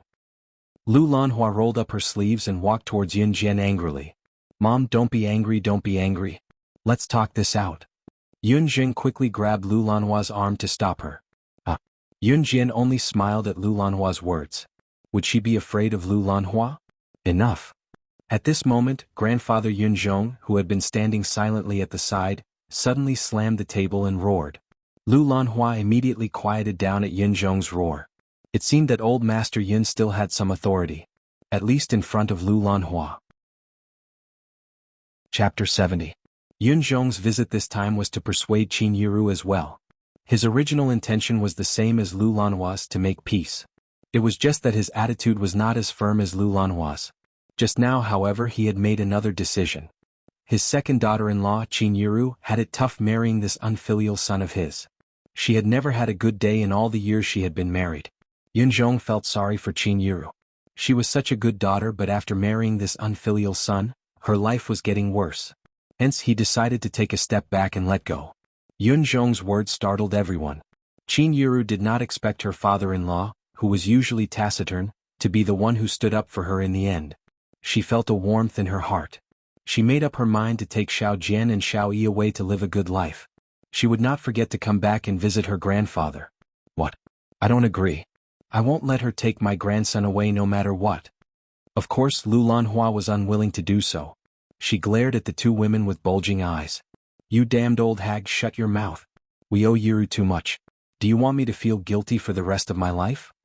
Yun Zhong slammed the table a few times as she roared at Lu Lanhua. She was so close to slapping Lu Lanhua's face. Lu Lanhua was still afraid of the old man's rage. Despite her rage, she kept her mouth shut reluctantly. Yun Zhong took a few breaths to calm his tone before looking at Qin Yiru and Yun Jian with a sigh. Yiru, when Yun Gang, this unfilial son, comes back, go and settle the divorce procedures. You can continue living in this house for now. Sigh, what a sin, what a sin. As he sighed, Yun Zhong dragged his heavy body and walked out slowly. Yun Zhong was going home. Just as Yun Zhong stepped out of the house, Lu Lanhua turned to glare at Qin Yiru. Scram if you want to. This house belongs to my gang. With that, she glared fiercely at Yun Jian before following Yun Zhong out. Yun Zheng was the most embarrassed. He didn't know what to say, so he just smiled helplessly and left. Only Qin Yiru and Yun Jian were left behind. Mom. When Yun Jian saw that those people had finally left, she gently patted Qin Yiru's shoulder and gently comforted her. Yun Jian hugged Qin Yiru and comforted her in a low voice. Mom, we've survived all those tough times in the past. As long as you, my brother, and I are still around, what difficulties can't we overcome? Qin Yiru did not say anything, but Yun Jian could feel that Qin Yiru's tears had wet her shoulder. As long as we're still here, what difficulties can't we overcome? Yun Jian planned to use this opportunity to move her home to Longmen City and leave Xinjiang town for good. Of course, this plan was not far off. The monthly exams would be held on Monday and Tuesday next week, while the basketball match was scheduled for Friday morning. Many students in the class wore a long face as the monthly exams approached. If they did not do well in the monthly exams, they would be reprimanded again when their parents found out about the results. Therefore, the students were reading aloud in their revision books before the exams began. Xiao Jian, how's your preparation going? Lu Fian looked at Yun Jian with a troubled expression, feeling a little nervous as the exams were about to begin. No problem, Yun Jian replied. It was fine if she did not prepare. After all, this level of paper was a piece of cake for her. Everyone knew that Yun Jian's grades were at the bottom of the class. Every time the exams came, Yun Jian was the one who was most troubled. Yun Jian's "no problem" attracted a lot of attention from the students. However, Wang Ruru heard Yun Jian's words. She was still holding a grudge about what happened last time, so she could not help coming over to mock Yun Jian when she heard that she was no problem with her studies. Chapter 72. The captain of Dongjiang Town High School's basketball team, Zhang Jun, had brought his team to the field early in the morning. The moment he saw Yun Jian, he smiled so widely that his eyes narrowed into slits. This time, with Yun Jian in Xinjiang Town High School's team, Dongjiang Town High School would definitely win. A girl playing basketball? This must be a joke. In fact, Zhang Jun was not the only one who thought so. Most of the teachers and students in Xinjiang Town High School were worried as well. A girl playing against Dongjiang Town High School's basketball team was something that had never happened in recent years. After all, it was a fact that girls' stamina was not as good as boys. Could their school still win? However, everyone continued to watch with anticipation. Shoo. At that moment, the referee blew the whistle. Both teams took their positions. This time there were 3 rounds in the basketball game, and the winner would win 2 out of 3 games. In other words, if either side won 2 games first, they would win. Unlike the other panicking basketball players, Yun Jian was in good condition. She did not show any signs of panic just because it was a basketball game. In this basketball game, as the only girl on the court, Yun Jian naturally received everyone's attention. I now announce that the first round of the annual friendly basketball game between Xinjiang Town High School and Dongjiang Town High School has officially begun. Players, please get ready. Ready. Sure.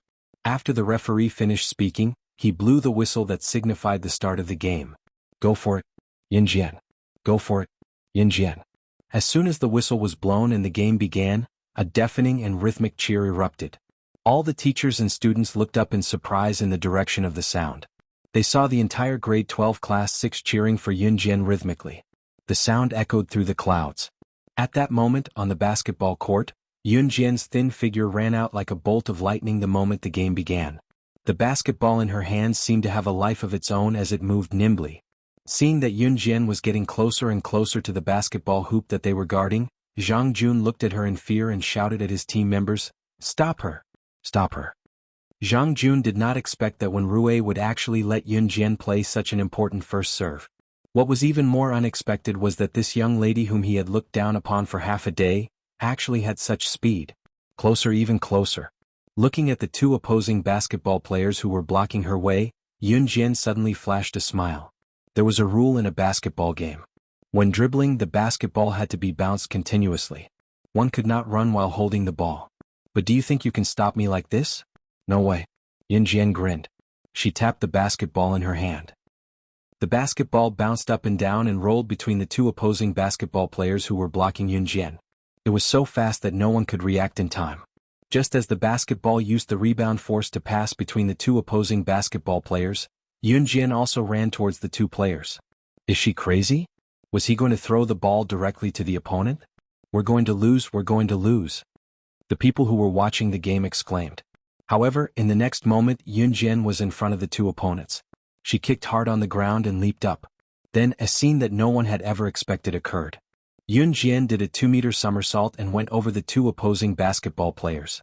She landed steadily. At that moment, the basketball followed its trajectory and passed between the two basketball players. Yunjian patted it in her hand.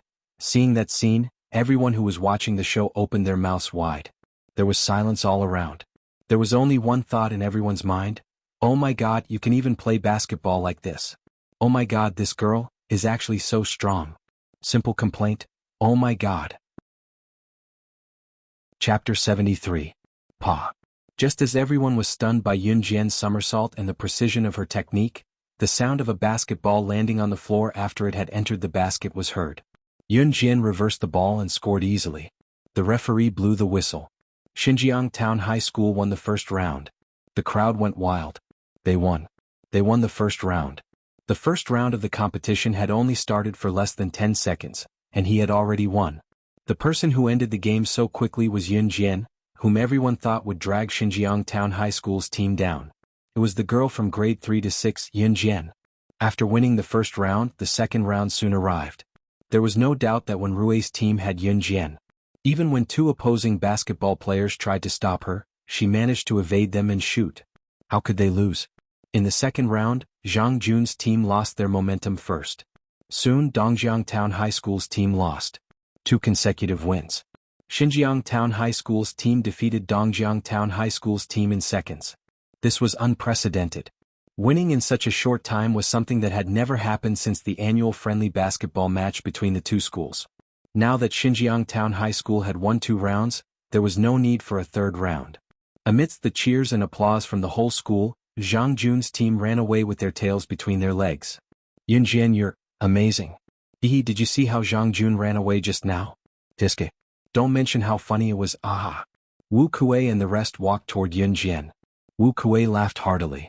Once he recalled Zhang Jun's arrogant face, he felt relieved. After so many days of interaction, they had already treated Yunjian as one of their own. Yunjian did not care about trifles. She did not have the gentleness of a woman. The basketball team treated Yunjian like a brother. We've won the game. Just for this we should celebrate. Since it's Friday today, let's meet at the usual place after school, Although when Rui did not show his emotions on his face like Wu Kuei, it could be seen that the excitement in his heart was not small. The usual place naturally referred to the rock bar. I won't be going, Yunjian said with a smile and a press of her lips. How can you not go? You're our main character today. Before Wen Rui could open his mouth, Li Xiangyi spoke first. My mom's bringing me to Longmen City tomorrow. We shouldn't stay out too late tonight, Yunjian explained softly. The few of them stared blankly for a moment before nodding in agreement. Qin Yuru was bringing Yunjian to Longmen City on Saturday morning. That was right. She could not stay in this house any longer. With Lu Lanhua around, Qin Yuru and the other 2 would have to move out sooner or later. Qin Yuru did not want to go back to her maternal family because she could tell from Qin Junlin's attitude towards her. Coincidentally, Qin Yuru had a close friend in Longmen City who was a high-ranking official. Now that she had nowhere else to go, Qin Yuru thought of going to Longmen City for help. They had not seen each other for years after all. Since Qin Yuru married Yun Gang, the chances of meeting her friend had decreased. She did not know if they would still help her after so long. Her best friend was Qin Yuru's best friend when they were in high school. They were so close that they could talk about anything. Qin Yuru's results were excellent back then and she was admitted to DE High School like Yun Yi. Chapter 74. Early the next morning, Qin Yuru took Yun Jian on the bus to Longmen City. Following her blurry memory, Qin Yuru gritted her teeth and took a taxi to Longmen City's affluent street. Just as its name suggested, the people who lived here were either rich or powerful. Qin Yuru's best friend was a high-ranking official, so her family was rich. Qin Yuru was actually a little embarrassed to come, but she was now forced into a corner. She had thought of everything she could think of, so she could only brace herself and come to her rescue. Gritting her teeth, Qin Yuru made up her mind to knock on the door. Knock knock knock. Qin Yuru knocked for a while but no sound came from the house. Standing aside, Yun Jian could not help stopping Qin Yuru's hand when she saw her mother pounding on the door with all her might, telling her, "Mom, the door is soundproof. You won't be able to hear us if you knock like this." As she spoke, Yun Jian pressed the doorbell beside the door and smiled sweetly at Qin Yuru. "That's how it should be. Oh, there's such a thing." Qin Yuru did not know about this. She was stunned before she nodded. Look at her. She was old and could not keep up with the times. Just as Qin Yuru finished, the villa's door was opened and a fashionable woman in her 40s appeared before them. The woman had a voluptuous chest and a slim waist. Although she was in her 40s, she took good care of herself. She looked like she was in her early 30s. In comparison, Qin Yuru had half a head of white hair while wrinkles crept up the corners of her brows. As she grew older, she was beginning to gain weight as well. Xiao Ruan.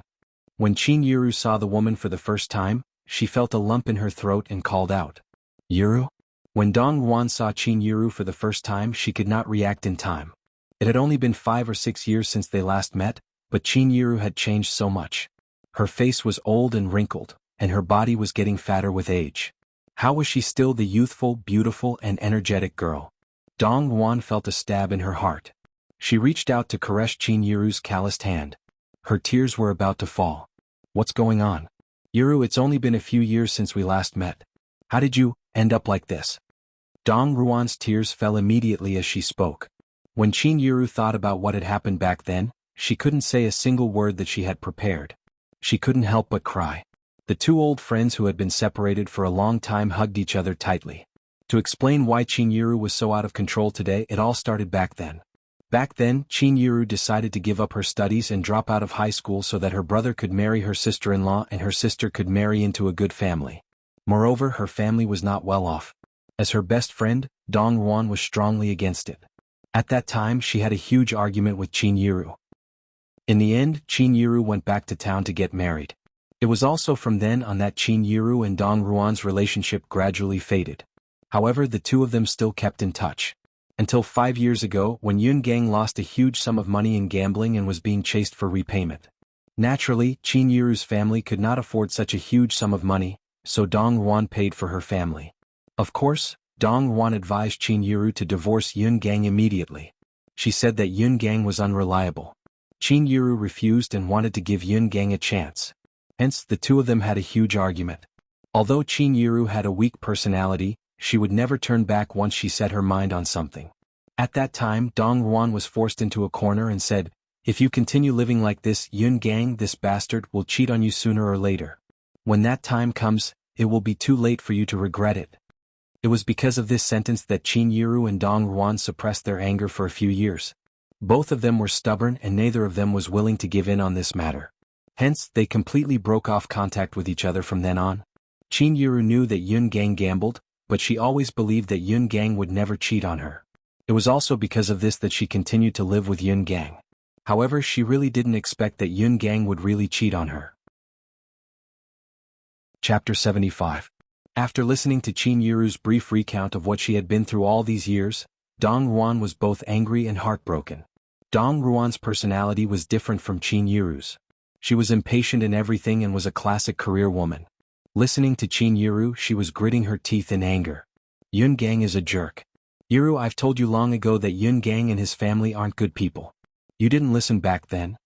Dong Ruan was actually quite pissed when she said that, but there was a hint of disappointment in her tone. Yuru, you should have come to me long ago. How can I not help you when something so serious has happened? Dong Ruan said earnestly.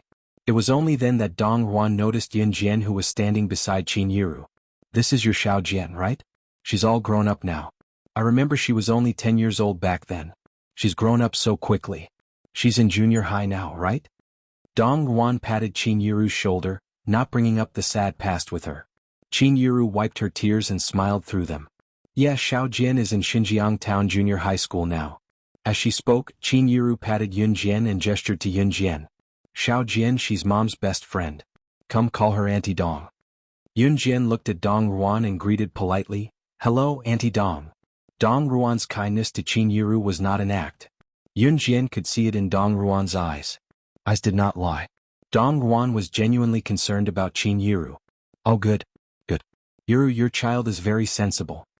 Dong Ruan could not help praising with a smile at Yun Jian.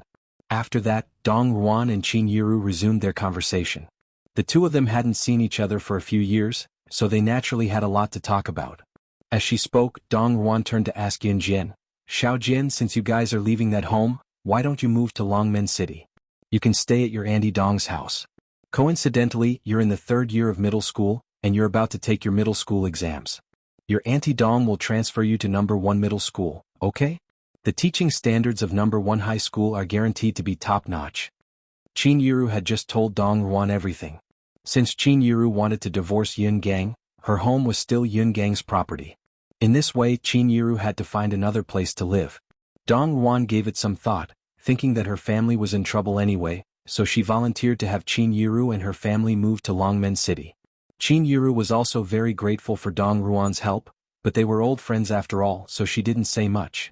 Moreover, Dong Ruan could send Xiao Jian to number 1 high school's teaching standards were quite good. It was the best junior high school in Longmen City. Many parents tried their best to send their children to number 1 high school, even forking out large sums of money, but it was all in vain. Xiao Jian's grades were poor, but she could definitely improve her grades if she went to number 1 high school. Qin Yiru and Dong Ruan had come to an agreement. Dong Ruan was here to ask Yun Jian if she was willing to transfer to Longmen City. After all, the child's approval was very important. Transferring schools meant that they had to enter a new environment and reintegrate into a new group. Especially now, transferring schools in the middle of the 3rd year of middle school, she might not be able to fit in at school. Yun Jian was taken aback.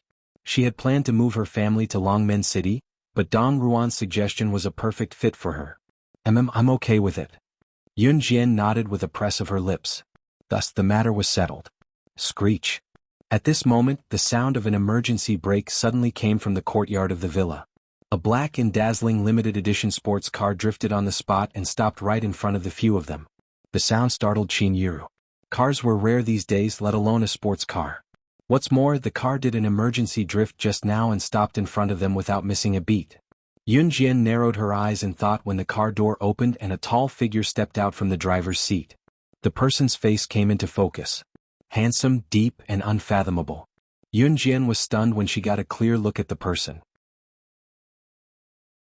Chapter 76. Ce glanced at Yun Jian with his deep eyes and was slightly taken aback as well. He was surprised that the girl he met by chance the other day was here, but his expression remained unchanged. As the tall silhouette walked over, Ce glanced at Yun Jian with his almond-shaped eyes before moving his lips at Dong Ruan. "Auntie. Honey?" Yun Jian was stunned as well. The man's nonchalance after killing and forcing Enchantress who ranked 10th on the secret agent leaderboard to retreat the other day was proof that he was unfathomable. She did not know the man's identity. However, she knew that someone who could make Enchantress yield was definitely not a simple person. Such a person was actually the relative of her mother's best friend? As she thought about it, Ce had already walked past them and entered the door without looking back. Soon, his slender silhouette disappeared from everyone's sight. Dong Ruan smiled awkwardly at Qin Yiru and Yun Jian and explained, "This is my sister's child. He's lived abroad for many years and has only come back for a few days recently. This child is familiar with people. Yiru, don't be offended." "Why would we be offended? The child is quite handsome, he looks a little like you, Xiao Ruan." Qin Yiru was not offended as she covered her mouth with a grin. Dong Ruan and Qin Yiru soon brought up endless topics. Standing there, Yun Jian was not in a hurry. She merely frowned slightly. She thought about it but could not figure it out, so she stopped thinking about it. In the afternoon, Dong Ruan insisted that Qin Yiru and Yun Jian stay for lunch before returning to Xinjiang town. The mother and daughter could not resist her enthusiasm and stayed for lunch. After that, Yun Jian did not see Ce again. After lunch, Yun Jian and Qin Yiru returned to Xinjiang town. She heard from Dong Ruan that she would help Yun Jian with the school transfer procedures in the next few days. She had a lot of connections in Longmen City, so she would inform Qin Yiru once the procedures were done. After that, Yun Jian and Qin Yiru moved out of that house and moved to Dong Ruan's house temporarily. Yun Jian could not tell Qin Yiru directly that she had the money to buy a house in Longmen City. All in all, everything would be fine if they moved to Longmen City first. Qin Yiru was reluctant to leave Xinjiang town because she was moving. She had been bidding farewell to her neighbors for the past few days. She even reminded Yun Jian, "Xiao Jian, your Auntie Dong said that the school transfer approval will probably be approved next week. You'll be staying in Xinjiang Town Junior High School for another week, so you should bid farewell to your friends properly. Don't forget to mention this to the teacher. Yun Jian nodded and replied, I know, Mom. She did not know how to bring it up to Lu Fian since she was about to transfer schools. Lu Fian was the original owner's best friend and she treated her well too. Yun Jian saw Lu Fian as a friend from the bottom of her heart too. Lu Fian would definitely be reluctant to let her leave. As expected, when Yun Jian told Lu Fian about it, the girl actually cried and laughed at the same time. Xiao Jian, it's a good thing to be able to transfer to High School directly. Even the students at the bottom can get into the second best foreign language high school in our city. You have to study hard when you're there. Don't cry. Yun Jian did not know how to comfort her, so she passed Lu Fian a tissue to wipe her tears. In the end, Yun Jian winked at Lu Fian. Study hard and we'll get into High School together. Lu Fian did not say that it was difficult to get into High School this time. She clenched her teeth and smiled through her tears. Yeah, Xiao Jian, we can get into the same high school a year later. At the same time, in the office of the school building, one of the teachers, who was sorting out the test papers for the last month's 5-school joint examination, exclaimed in disbelief, full marks. Full marks again. This student from grade 12 class 6 had taken 4 exams and scored full marks in all of them. Oh my god.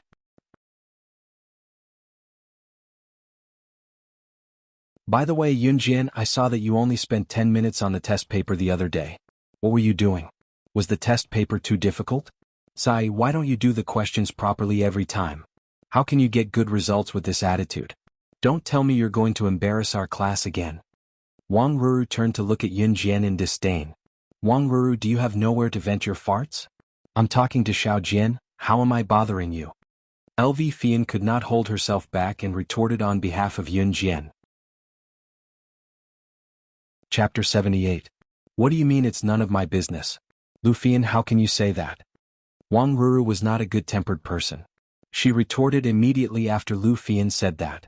As she spoke, she sneered and said confidently, Humph, I'm the class committee member.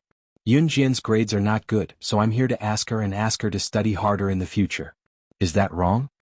As Wang Ruru spoke, she puffed up her chest as if she was speaking the truth. However, Lu Fian and Yun Jian could tell that Wang Ruru was here to pick a fight. Hey you!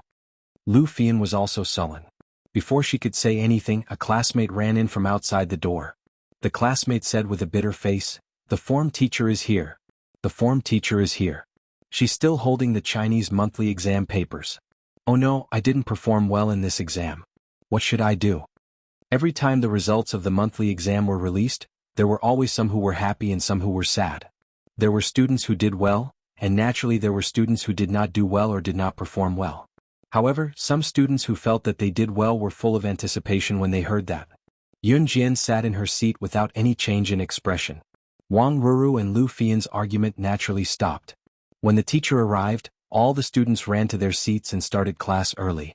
Teacher Jean was wearing a pair of old Beijing cloth shoes with a smile on her face.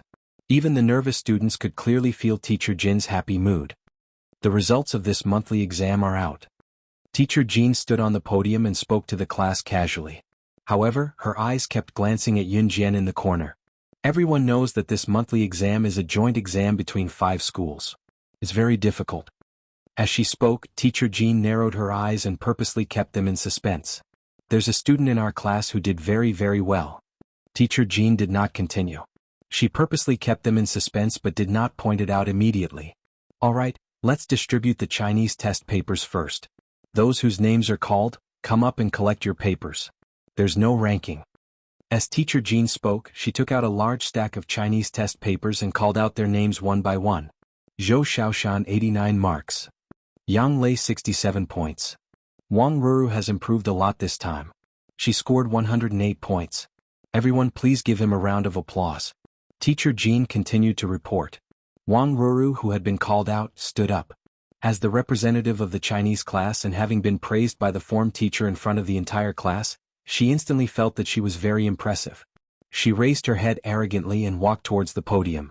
Wang Ruru's full score for Chinese was 120 points.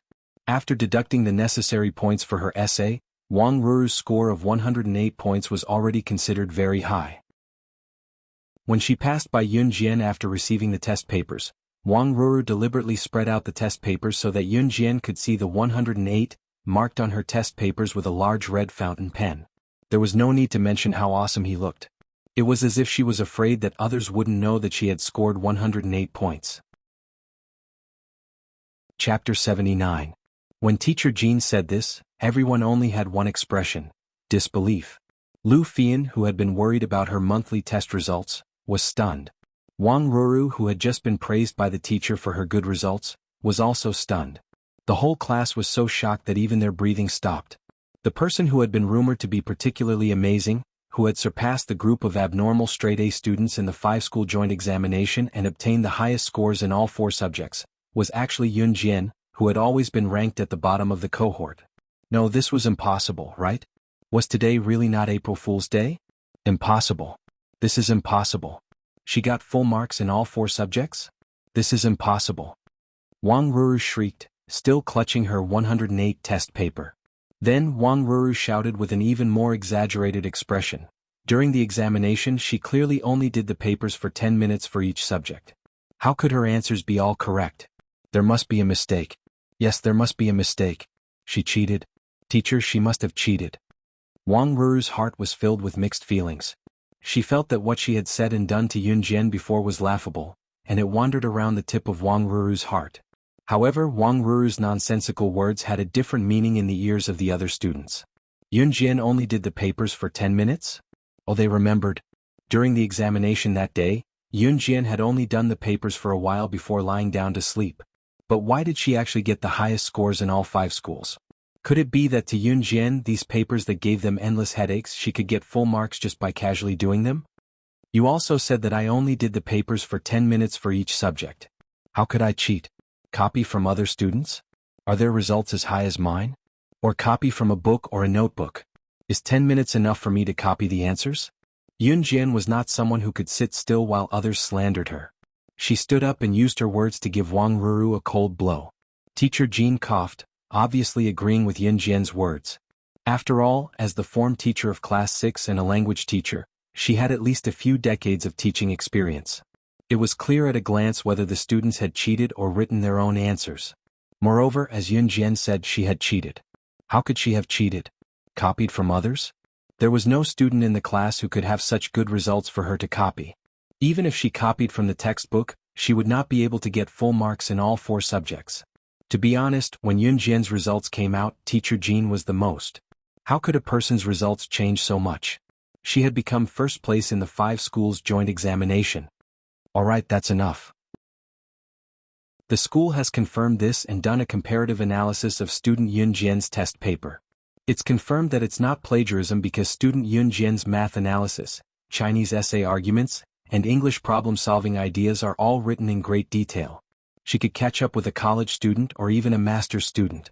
Teacher Jean took a deep breath and spoke in a tone that had yet to recover from the shock she felt when she first received the news. The moment Teacher Jean said that, all the students in the class gasped. Especially when they looked at Wang Ruru, their expressions changed. Chapter 80. A week passed quickly. Dong Ruan had already settled the school transfer procedures for Yun Jian while Qin Yiru had already packed the things they were moving away. There were not many things that belonged to them, only a few sets of clothes to change into. They did not have the money to buy other things in the past. Yuni knew that they were moving this week as well. She had specially rushed home from school to help with the move, moving her clothes and some useful books. When she left, a few neighbors who were close to Qin Yiru came to send her off. Lu Fian and the rest of the basketball team were all there. Xiao Jian, you have to take good care of yourself. We agreed that we'll go to the same high school a year later. This is our promise.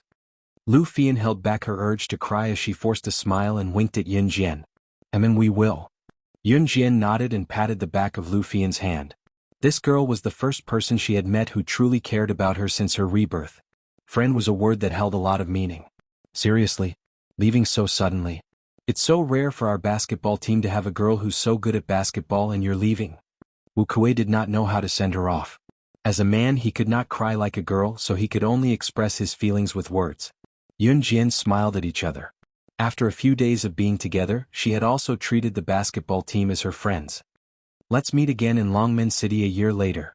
Yun Jian left them with a solemn declaration, but it made everyone's blood boil. Sure. You have to be our guide then. Li Xiangyi chuckled from the side, scratching his head out of habit. Yun Jian nodded with a smile, her pretty face drawing everyone's attention. Xiaojian, Xiaoyi, we have to go now. The bus will be leaving soon. Get on quickly. Qin Yuru bade farewell to the neighbors and called out to Yun Jian and Yun Yi. They were finally leaving. They were leaving the place where they had lived for half their lives but grew increasingly disappointed. It was as if the heavy burden in their hearts had been lifted. After getting into the car drove off. Yun Jian could still see Lu Fian chasing after the car and shouting goodbye until she could no longer see her figure. At this moment, Yun Jian couldn't describe her feelings. However, she knew that she was destined to move forward. She was not a person who valued friendship and righteousness, but she was not a heartless person either. He would not stop his footsteps for anyone. When they arrived at the bus stop, Dong Ruan personally drove over to pick them up. Dong Ruan's family was very well off. They had both a car and a house. The only regret was that Dong Ruan's husband had passed away in an accident. He had died on the spot. She only left behind a son who was only 8 years old. Therefore she usually lived in her own villa. Other than being alone with her son, she was always very lonely. Now that Qin Yuru's family could move in, she was really happy. The villa was very big and there were many rooms that could be lived in. Dong Ruan arranged 2 rooms for each of Yun Jian, Yun Yi, and Qin Yuru, 1 bedroom and 1 study. The villa was still very empty. Qin Yuru did not need a study, so of course she did not ask for one. After settling down, Qin Yuru planned to go out and look for a job. After all, this was someone else's house. It was not comfortable to live here. After saving enough money, she would eventually have to move out. When Dong Ruan heard that Qin Yuru wanted to look for a job, she initially tried to stop her. After all, Qin Yuru's hand injury had just recovered. However, she could not persuade Qin Yuru, so she found a very easy job for her. Moreover, the monthly salary was quite high. At least, it was much higher than when she worked in the textile factory. At this moment, after Yun Jian settled down, she could see Ce almost every day. However, there was nothing to talk about. Chapter 81. What Yun Jian did not know was that before Yuan Yingjun, who stayed in Xinjiang town, could play his dirty tricks on her, Yun Jian had already transferred to another school. Reality proved that when Yuan Yingjun heard that Yun Jian had transferred to another school without a word, he was so angry that he almost vomited blood. He watched as his meticulously planned plan went down the drain. Of course, this was a story for another time. At this moment, Yun Jian was carrying her daily necessities. She did not have much and was walking toward her new school with relaxed and happy steps. Looking up at the entrance of No. 1 High School, a red plaque was erected above the school gate. Dragon Gate No. 1 High School. Dragon Gate No. 1 High School was the school's full name that people often talked about. Yun Jian was a transfer student and had joined the school midway, so she reported to the principal's office as soon as she arrived at the new school. Principal Zhang was a middle-aged man with a square face. He sat upright and still, looking like a solemn and strict teacher. Since Yun Jian was introduced by Dong Ruan and Dong Ruan was a high-ranking official in the city's education bureau, Principal Zhang's attitude toward Yun Jian carried a hint of flattery. He even arranged Yun Jian to be in the best class in Year 3. Year 3 Class A. Every grade here was divided into classes by alphabets. For example, Class A, B, C, D. Of course, the students who were able to enter No. 1 middle school were either from wealthy families or had excellent academic results. The students in Class A of each grade were either the most well-off or the most outstanding in this group. Due to Dong Ruan's background, Yun Jian was directly arranged to be in Class A. The homeroom teacher of Year 3 Class A was a female teacher who had just graduated from university. She looked very young, probably in her 20s, and her surname was Yu. To be able to get this position right after graduation, her family must be wealthy as well. Teacher Yu brought Yun Jian to the dormitory and packed her daily necessities before bringing Yun Jian to Class A. Longmin No. 1 Middle School had a rule that all students who studied here had to stay on campus from Monday to Friday, even if they were from wealthy families. Yun Jian knew about it early on, so she brought her daily necessities. Fortunately, there weren't many things, so she packed them up quickly. In the classroom of Grade 3 Class A, during the break, the students in the classroom were all grinning and having fun. Teacher Yu led Yun Jian into the classroom and gestured for the whole class to quiet down. This is a new transfer student. I hope that everyone can get along well in the future. Next, let's invite the new student to introduce himself. Teacher Yu said. When Ms. Yu said this, all the students in the class stared at Yun Jian. Yun Jian was not bad looking. She had big eyes, long and thin brows, and the long and narrow eyelashes beneath her eyes fluttering. She was small yet adorable. It was just that her tattered old clothes that were so worn that they had faded from being washed, spoiling the scene. A girl looked at Yun Jian's appearance with jealousy and rolled her eyes. She's most likely someone who came from a poor village. I don't know how someone like her got into our class A. Most of the students here said whatever they wanted without any hesitation. Because of their family background, even the teachers could only turn a blind eye and pretend that they didn't hear anything. Yun Jian naturally heard it, but she pretended not to hear it. She simply introduced herself. I'm Yun Jian. That's it? What about self-introduction? That's it? The students sitting below were all stunned. Yun Jian. Why did this name sound so familiar? Chapter 82. Most of the students in Class A didn't pay much attention to the exam results. Most of the students in Class A were from wealthy families, but the teachers assigned to them were the best in the entire cohort. This also fully showed that in this world only those with money and power were kings. However, there were also some top students in Class A who had the best grades in the city, but didn't come from wealthy families. After that student's shout, coupled with Yun Jian's current attire, the entire class immediately categorized Yun Jian as someone who didn't come from a wealthy family but had excellent grades. If the international tycoons and world-class old fellows that Yun Jian knew in her previous life heard these thoughts, they would probably roll on the floor laughing. What a joke. Yun Jian didn't have money? No power? Who are you kidding? If she didn't have money, how could she have monopolized the entire business world? If she didn't have power, how could she have done whatever she wanted in the black market? After the entire class was in an uproar, Teacher Yu calmly pointed to a seat near the trash can at the back of the classroom and said to Yun Jian, "You can sit there for now. In a few days the classroom will rearrange the seats and you will be moved to the front." Teacher Yu didn't mean to ridicule Yun Jian on purpose, but the classroom was already full and there was only one empty seat. Number 1 middle school was the place where parents in the city racked their brains to send their children to school. If it weren't for Dong Ruan, the seat beside the trash can would have been taken away long ago. Okay. Yun Jian nodded and walked down from the podium to the seat Teacher Yu pointed out. There were many rich kids in Class A, so there were many fun people. When Yun Jian walked through the aisle and headed to the back of the classroom, she saw a boy covering his mouth and laughing as if he was up to something. His scheme was written all over his face. Yun Jian pretended not to see it and continued walking to the back of the classroom. When she went to the back and was near the seat of the boy who was smirking just now, he suddenly extended a leg, wanting to hook Yun Jian with it to tease the new student. Many of the students in the class were laughing in their hearts, as if they were already accustomed to this boy's trick of entertaining new students. In everyone's imagination, when Yun Jian walked over, she was suddenly tripped by the boy and fell directly to the ground with a bang, causing the whole class to burst into laughter. However, that was not the case. The boy suddenly stretched out a leg. Under the expectant gaze of the students, Yun Jian smiled.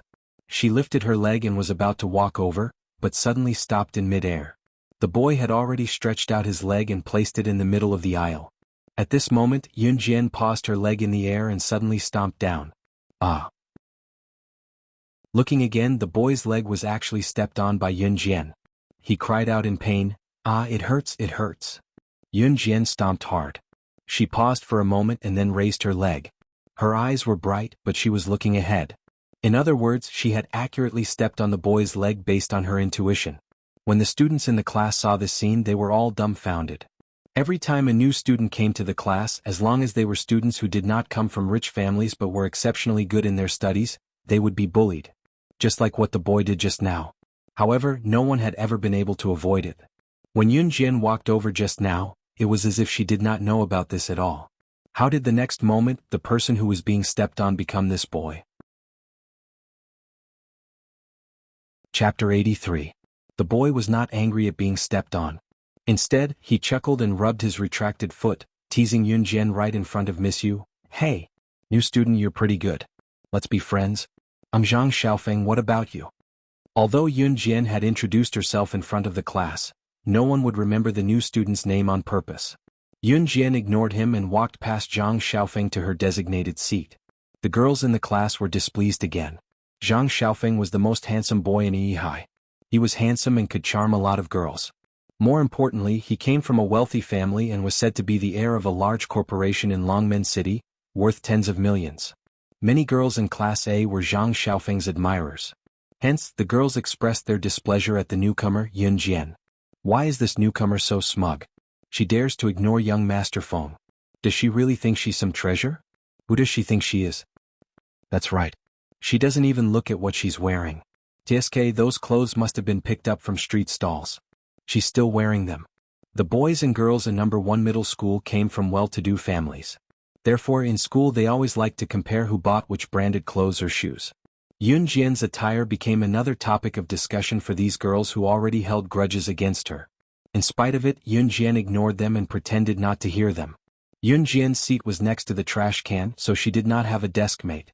Just as she was about to take a short nap with her eyes closed, she suddenly felt a touch on her arm. Opening her eyes, she saw a shy and obedient girl sitting in front of her greeting her. "Hi, how are you? I'm Chin Sinny. Can I be friends with you?" The girl blinked cutely and continued in a familiar tone, "I know your name is Yun Jian. After hearing my introduction, you don't have to introduce yourself to me again." Chin Sinny behaved naturally and gracefully. Although she had the aura of someone born in a wealthy family, she didn't ridicule or despise Yun Jian because of her clothes like other girls. This made Yun Jian have a good impression of Chin Sinny. She nodded and replied to the cute girl, "Yes. Since you've agreed, then we're friends from now on. You can't go back on your word." Chin Sinny smiled sweetly and made a face at Yun Jian, with a hint of mischief in it. However, as soon as Chin Sinny finished her last sentence, the bell rang. Chin Sinny chuckled and curled her lips. "It's time for class. Let's go to the cafeteria for lunch." The next class was an English quiz. To put it bluntly, it was an exam, so the 3rd and 4th classes were held together. After the 2 classes, it was lunchtime. Number 1 middle school's cafeteria paid by swiping a card. After charging money into the card was swiped after ordering. Lunchtime was 1.5 hours long, so it was enough for the students to line up and eat. Before Yun Jian could apply for her meal card, Chin Sinny held her arm and generously asked her to pay with her own card first. The school cafeteria did not accept cash. After getting their food and sitting at the dining table in the large cafeteria, Chin Sinny could not help asking Yun Jian, even addressing her affectionately, "Jian Jian, which school did you go to before?" She took a bite of her food as she spoke. Hearing Chin Sinny call her Jian Jian, Yun Jian was surprised. It was a weird form of address, but she did not think much of it. Yun Jian was not repulsed by Chin Sinny's enthusiasm. That was why she did not reject Chin Sinny when she took the initiative to hold her arm. Xinjiang Town High School. Yun Jian took a big bite of meat and replied as she chewed. She was a little thin and frail, so it was easy for her to fight with normal people. However, if she were to encounter high-level assassins and secret agents in her past life, she would be lacking in stamina. She had to nourish herself well to keep up with her physique. Wow, it must be fun. Chin Sinny did not mean anything bad. She was just being childish. Across the 4-seater table where they were sitting, a handsome boy with a smile took his seat opposite Yun Jian with a plate of rice. Looking up, it was Zhang Xiaofeng. It was obvious that Zhang Xiaofeng's appearance had attracted the attention and screams of the girls around the cafeteria. "Hey, new student, I know now. You're Yun Jian, right?" "Ah." Zhang Xiaofeng said to Yun Jian with his signature smile. He then scanned the surroundings and went to Yun Jian to ask softly, "What's your name?" Chapter 84. Once Zhang Xiaofeng said that, Yun Jian looked up at him and went back to eating without replying. Zhang Xiaofeng panicked and turned to Chin Sinny, who was giggling. "Hey Sinny, put in a good word for me." It looked like Zhang Xiaofeng and Chin Sinny were old acquaintances and had a close relationship. Haha. Chin Sinny chuckled with a hand over her mouth and turned to Yun Jian. "Jian Jian, don't teach him. He's bad." Zhang Xiaofeng and Chin Sinny were actually cousins and had been bickering since they were young. As Zhang Xiaofeng was a few months older than Chin Sinny and had a playful personality, he usually liked to bully Chin Sinny. Hence, Chin Sinny took the opportunity to get revenge on Zhang Xiaofeng in front of Yun Jian. "Go away." Zhang Xiaofeng waved his fist at Chin Sinny when he heard what she said to Yun Jian before looking at Yun Jian. "Yun Jian, I don't care. I'll take it that you've accepted me as your disciple if you don't say anything." Yun Jian grinned and moved the chopsticks in her hand, uttering faintly, "Let's eat." Zhang Xiaofeng and Chin Sinny were speechless. A week passed by quickly. It was more relaxing in school this week, at least they did not run into any trouble. Even if there were, they had Chin Sinny and Zhang Xiaofeng to protect them. These few days, Zhang Xiaofeng had been chasing after Yun Jian and calling her master non-stop, surprising a lot of people. Yun Jian was exasperated. It was Friday soon. Yun Jian packed the things she wanted to bring home for the weekend. There was not much, so she put everything in her bag and left the dorm for the school gate. There was a direct bus from Human High School to her family's villa. Yun Jian went to the bus stop after she exited the school gate. There was a lot of traffic in front of the school gate. There were not many cars in this era, so most of the students took the bus. Just as Yun Jian followed the crowd to take the bus, a black limited edition Lamborghini sped over and drifted to a stop at the empty space in front of the school gate. Yun Jian squinted and saw the breathtakingly handsome CE sitting in the Lamborghini from afar. Why was he here?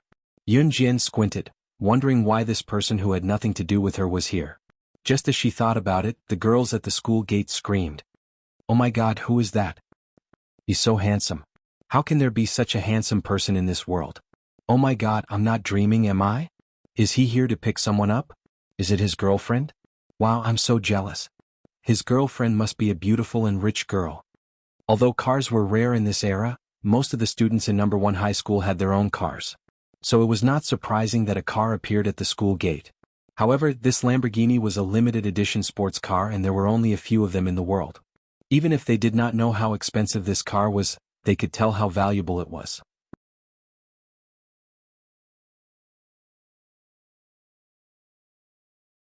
Chapter 85. This was Yun Jian's third time seeing CE.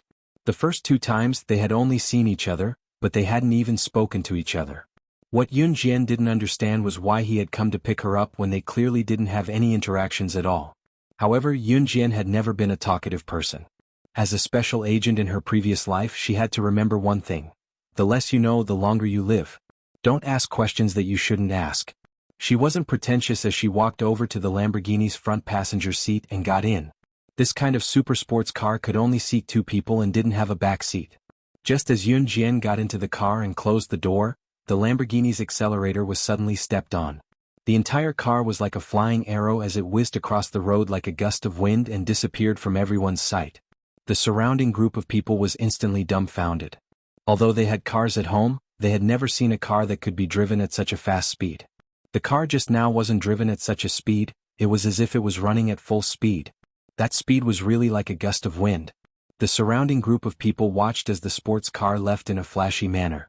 The handsome man driving the sports car left with Yun Jian, and they all revealed looks of disappointment.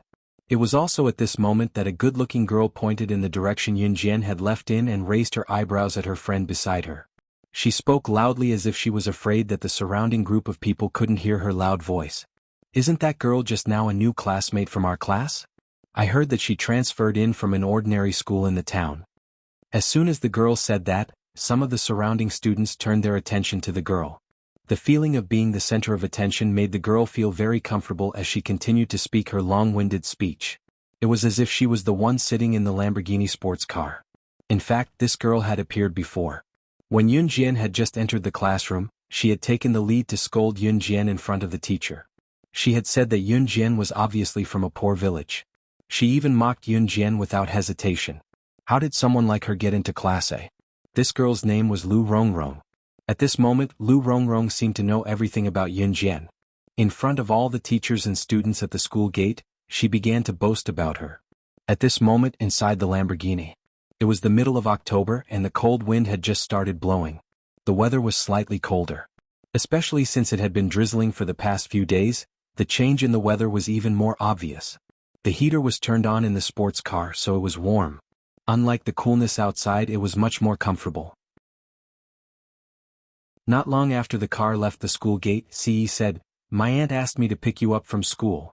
Does this mean that it was Dong Ruan's idea to pick me up from school and not his own?" Yun Jian nodded and answered without batting an eyelid. Yun Jian sat in the car. She was only wearing a short-sleeved shirt. The warm air from the heater in the car raised her temperature.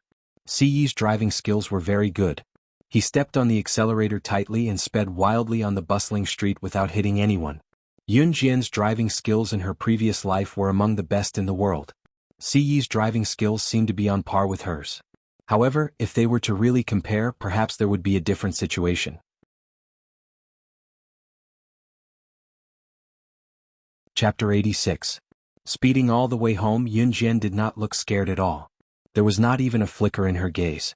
A normal girl would have shrieked at the speed of the car. CE narrowed his eyes. This girl was different from the rest since their first meeting. When they arrived at the villa, Yun Jian went straight to her bedroom. At this hour, Both Dong Ruan, who was a high-ranking official, and Qin Yiru, who had gone out to work, were still at work. Therefore, there was only Yun Jian and Ce, who was in the room not far from hers, left in the villa. The atmosphere was strange. Yun Jian was already in her bedroom. She turned on her laptop and logged into the secret web page. Beep, beep, beep. After 3 beeps, a message popped up. It was a private message sent by Snake Lizard not long ago. It was short and simple. I'm here. She had arrived in Longmen City. Yun Jian pursed her lips slightly as she typed, "Wait for me, I'm coming over now," on the keyboard. She then closed the web page and closed her laptop, changing her outfit and heading out. Just as she stepped out, she saw Ce, who was in the room next door, opening his door and coming out of his room. Yun Jian's eyes darted around as she went over and extended her hand without hesitation. "Lend me your Lamborghini." Ce raised his eyebrows and glanced at Yun Jian suspiciously. "You know how to drive?" He had checked the girl's background. She was born in an ordinary family and was still an underage girl. However, the truth was not as simple as it seemed. "Yes," Yun Jian answered with a wave of her hand. Ce was not stingy as he tossed the car keys to Yun Jian. The Lamborghini was a global limited edition supercar that he had personally modified. He would not lend it to anyone easily. He had never let anyone drive the car since it was in his hands. Yun Jian was the first person other than himself to have done so. He didn't even know why he lent his car to her. At this moment, Yun Jian had already sat in the front seat of the Lamborghini and started the engine. She stepped on the accelerator and the car roared like thunder. She tested the car's performance. The car's performance was very high. Compared to her favorite car in her previous life, the Ferrari LaFerrari, it was not inferior at all. Boom, boom, boom. With a final roar, Yun Jian stepped on the accelerator and released the clutch. The Lamborghini rushed out like a bolt of lightning. Golden Glitter Hotel. Yun Jian slammed on the brakes. The Lamborghini drifted at the entrance of the Golden Glitter Hotel and stopped steadily. The Glitter Hotel was a 5-star hotel in Longmen City. There was food and accommodation. More importantly, the hotel's interior decoration was classy, one of the best in Longmen City. Of course, in comparison, the consumption was one level higher. Even some of Longmen City's high-ranking officials, such as the mayor and secretary, would choose this hotel as the venue for important meetings. Yun Jian got out of the Lamborghini and stepped into the hotel through the entrance with narrowed eyes. Just as she stepped in, Yun Jian saw a woman sitting in a corner on the first floor. From the back, this woman looked very ordinary. She even wore a hat on her head. However, from the side of her face, she was extremely exquisite. The woman was only in her 20s. Opposite the woman sat a middle-aged man in his 40s. Both of them were talking about something. Yun Jian walked over with narrowed eyes.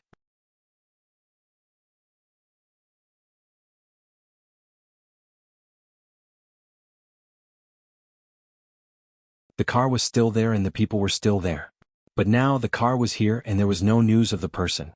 That meant, but not long ago Yun Jian took the initiative to contact her. Snake Lizard was particularly surprised at that time, but at the same time she was relieved that Yun Jian was fine. Of course, who was slaying God? The #1 special agent. How could something have happened to her? However, until Yun Jian said the code and did the action, the questions in her heart seemed to have been answered.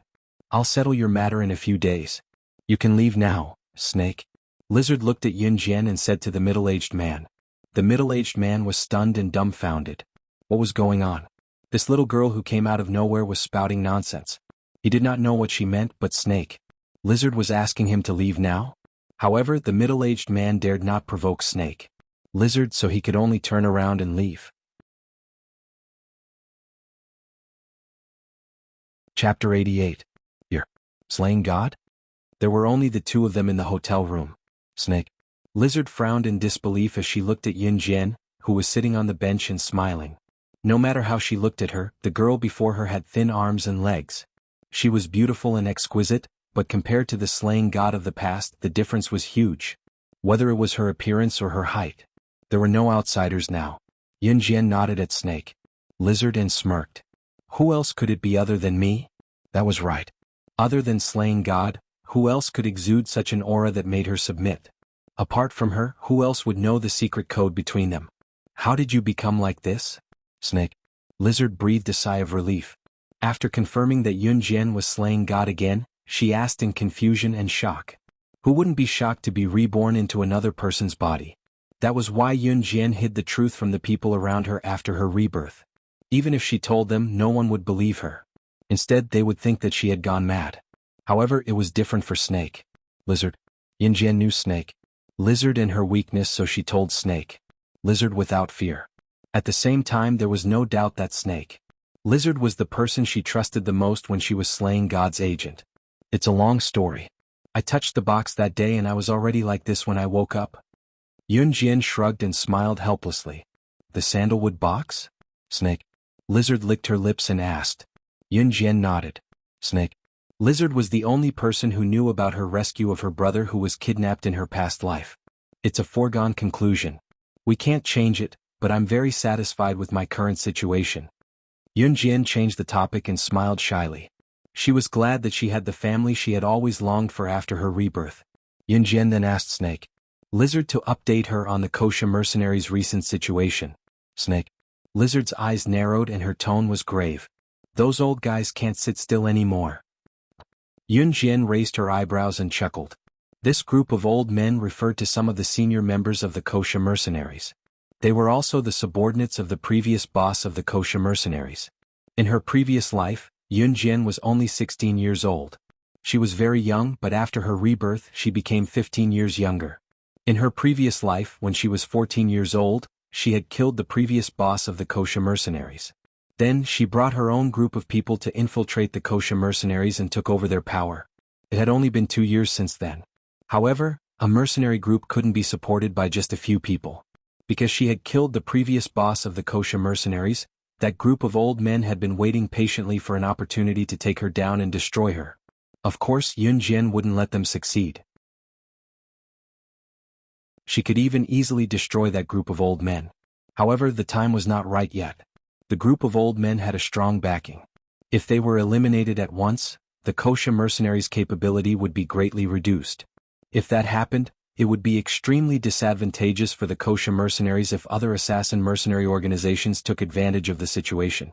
What she wanted to do was to replace all the old members of the Kosha mercenaries with her own people and make them fall into hell step by step. Stay in Longmen City for now. Don't go back to the organization. Remember to tell Tiger. Leopard to keep an eye on those old men. Report to me immediately if they do anything. Yun Jian's lips curled into a half-smile that was eerily charming. Okay. Snake. Lizard nodded. She had never rejected Yun Jian's orders. Tiger.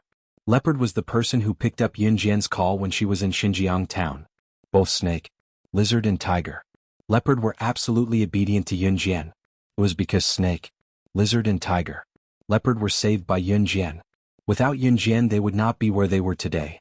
It was almost dusk when Yun Jian and Snake, Lizard came down from the private room of the hotel. Yun Jian walked in front while Snake, Lizard followed behind. Both of them were walking down the spiral staircase of the hotel. A group of rowdy people came in from the entrance. Judging by their attire, they were students. Yun Jian, however, saw someone she was extremely familiar with in the crowd. Brother Yun-Yi? Why was he here? Yun Jian was stunned. Yun-Yi and the rest did not see her, but she happened to see Yun-Yi looking awkward. The boy standing beside Yun-Yi was not Su Haokol but a fashionably dressed boy. The boy suggested casually, "It's Su Haokol's birthday dinner today. We can't possibly come here empty-handed, can we? How about this, each of us will give Su Haokol a 100 yuan red packet. Does anyone have any objections?" The group had no objections, but Yun-Yi, who was standing among them, stood out like a crane among a flock of chickens. 100 yuan was not a small amount to him. Therefore Yun-Yi was quite embarrassed. The boy seemed to have disliked Yun-Yi for a long time. He suddenly turned to look at Yun-Yi and said with a chuckle, "Yun-Yi, you don't have to pay. Your family background is poor and we all know you can't afford it. Anyway, you and Haoji are good friends. You won't mind."